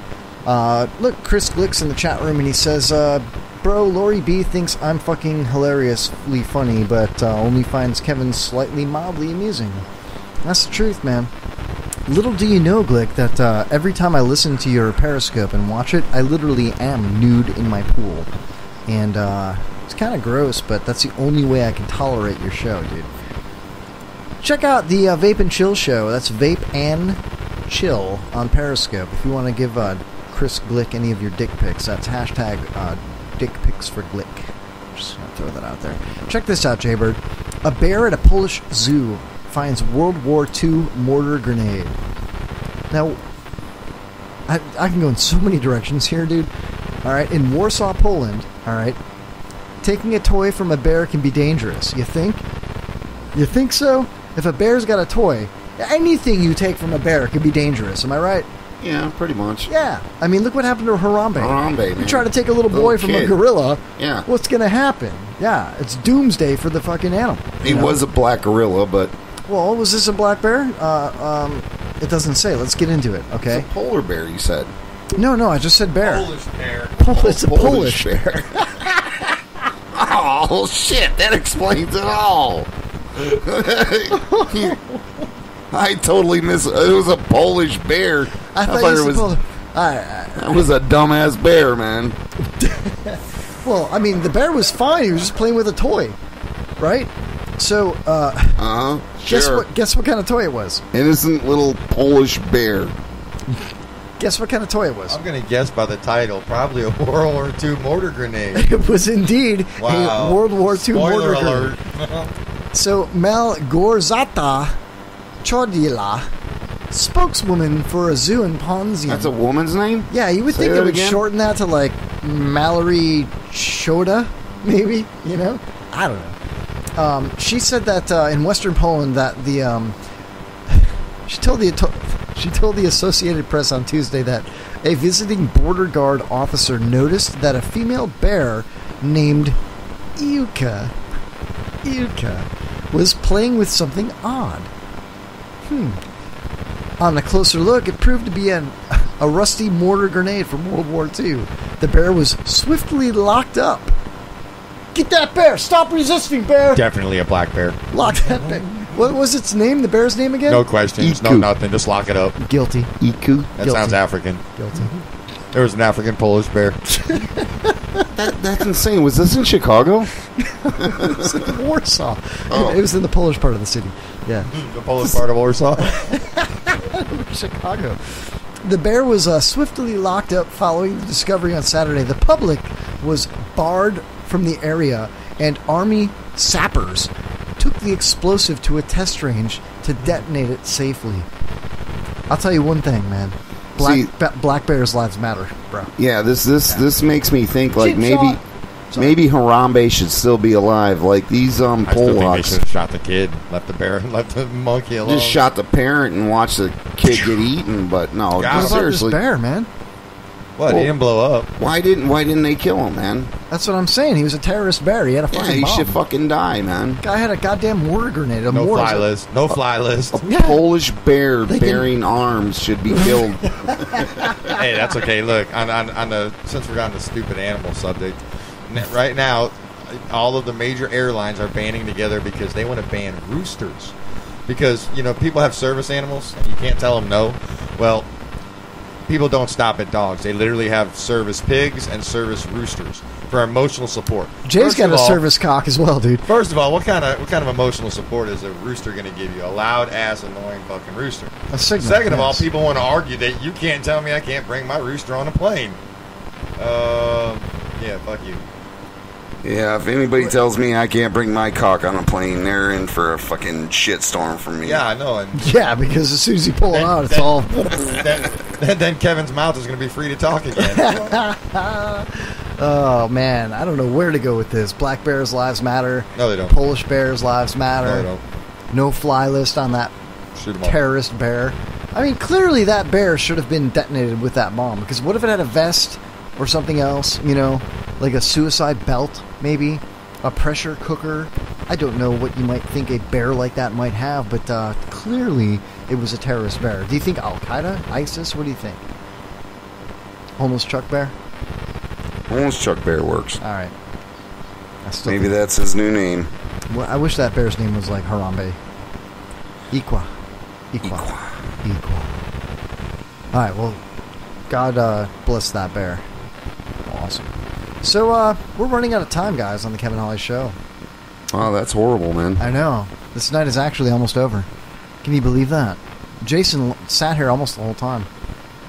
I do have one more news story. What do you mean almost? He got up and walked outside and that's grabbed true. like a streetwalker and took her for all her... Took a dump, probably, man. We all do that. Gross, dude. Got a free shower while it was raining out there. All right, check this out. In Vienna, Austrian customs officials are used to finding unusual items in travelers' luggage. But human intestines were not on their list until now. The Austrian press agency reports that the organ parts were found packed tightly in plastic containers and formaldehyde in a Moroccan woman's baggage during a recent check at the airport of the southern city of Graz. What do you think about that, Jaybird? I think it was calamari, dude. I don't think it had anything to do. It looked like it was probably some they were smuggling in some freaking really good calamari, maybe some octopus, stuff like that. It was a Greek name, right? You said Gilophancus or something. Oh yeah, that was Gilophancus. So, yeah. It was said on Monday that the woman told police that she had bought the intestines of her dead husband. She brought the intestines of her dead husband to Austria to have them examined because she thought that he had been poisoned. So she... innocent, man. Did she take those intestines from, like, the morgue? She had to get them, yeah. Or did she save them and then call the cops, say he's dead, but I got his intestines? You know? Yeah, that's pretty freaking weird. How do you get a hold of intestines? The tissue is being subjected to a pathological analysis. Pathologist, the rapist, Gerald Hoffler, told state broadcaster authorities in Morocco, where the man died, that they gave the case of the cause of death. I can't read. They gave the cause of death as intestinal obstruction. They're freaking Muslims, dude. But if he died from intestinal obstruction, and then she's got his intestines, is that murder? Murder? Is that a mystery, dude? Is that a conspiracy theory? They're freaking Muslims. Who cares, man? You started talking Morocco. I just realized. I didn't pay attention to their name. I'm not sure it's Muslim, dude. I mean... All right, dude, it's after 11 o'clock. What are we still doing? We got 3 minutes and 46 seconds left. Should we play that song about... no, we shouldn't do that. No. I'm just kidding, bro. I'm just kidding. All right. So, honestly, though, what do you think? Is that murder, or did she, like, harvest the intestines for biological research? I guess I'd have to get a little more intense on the subject before I could answer. I see what you did. Intestines. Hey, the big thing is that, not only did she have packed intestines, so did Kevin. Oh! Fucking walk-off home run right there, dude. Captain Jason, everybody, with the walk-off. All right, ladies and gentlemen, thank you for listening to the Kevin Holly Show. Be sure to check out the Blanco Loco song before you go for Seth Gecko. I can do that, man. Sure. Thank you. Me out. Thank you for the fans and friends that are frequenting our chat room at Spreaker.com. Glick, Seth, Raz, Vape and Chill, Glazed Rooster, Jason Merrill, all these young men, and sometimes they're lady friends, but they don't have a lot. Thank you for participating. Everybody that tweeted the show, everybody that follows us on Facebook, The Kevin Holly Show, just Google it. Check out the replays on Tuesdays from 12 to 3, as well as Saturdays from 3 to 6 via the Internet Radio Network, or IRN, IRNbroadcast.com. Also on TuneIn Radio, you can catch our show on those days. Thank you so much for listening. Thank you, Jaybird. Thank you, Captain Jason, you disgusting, dirty, salty-ass fucking pirate, for coming on the show. And thank you, ACW. We're going to be there, October 8th for the cage match, the Cody River Fest there in downtown Newport Richey? I'm not. I don't know. Yeah, you will. Also, Slingshot Saturday, man. Slingshot Robot's going to be there as well, playing at 7 p.m. I believe, headlining that show. That's going to be badass, man. And by special request, we've got a song that Jaybird wants to hear, and Seth. I don't want to. Seth is. Seth Gecko wants to hear it, huh? To close out the show. Oh, good lord, man! Thank you also to Brian Sikoff and the HalloweenHotness.com. Check out the red carpet event in Los Angeles coming up this in 2 weeks. It's a red carpet event, cancer benefit. Definitely check that out. And I believe the name of this song, Jaybird, if you're not savvy on it, is "Dreaming of Blanco Loco." I know you are a big fan of boy bands, and what was that one artist that you love so much, Ricky Martin? Oh, man. Yeah, he's great. I don't know if we're going to have enough time for this song, dude. It's loading. Loading. Thanks for calling, Raz.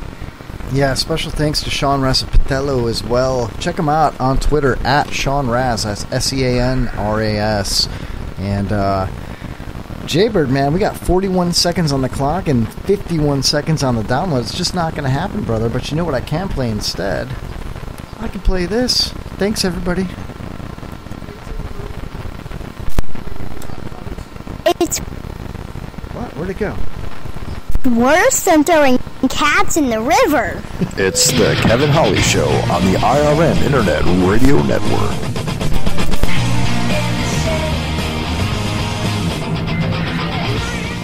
Is this... Hey, Yeah. Kevin. Yeah. Now you know how I feel. What? Hold on. What's up, Pops? Now you know how I feel dealing with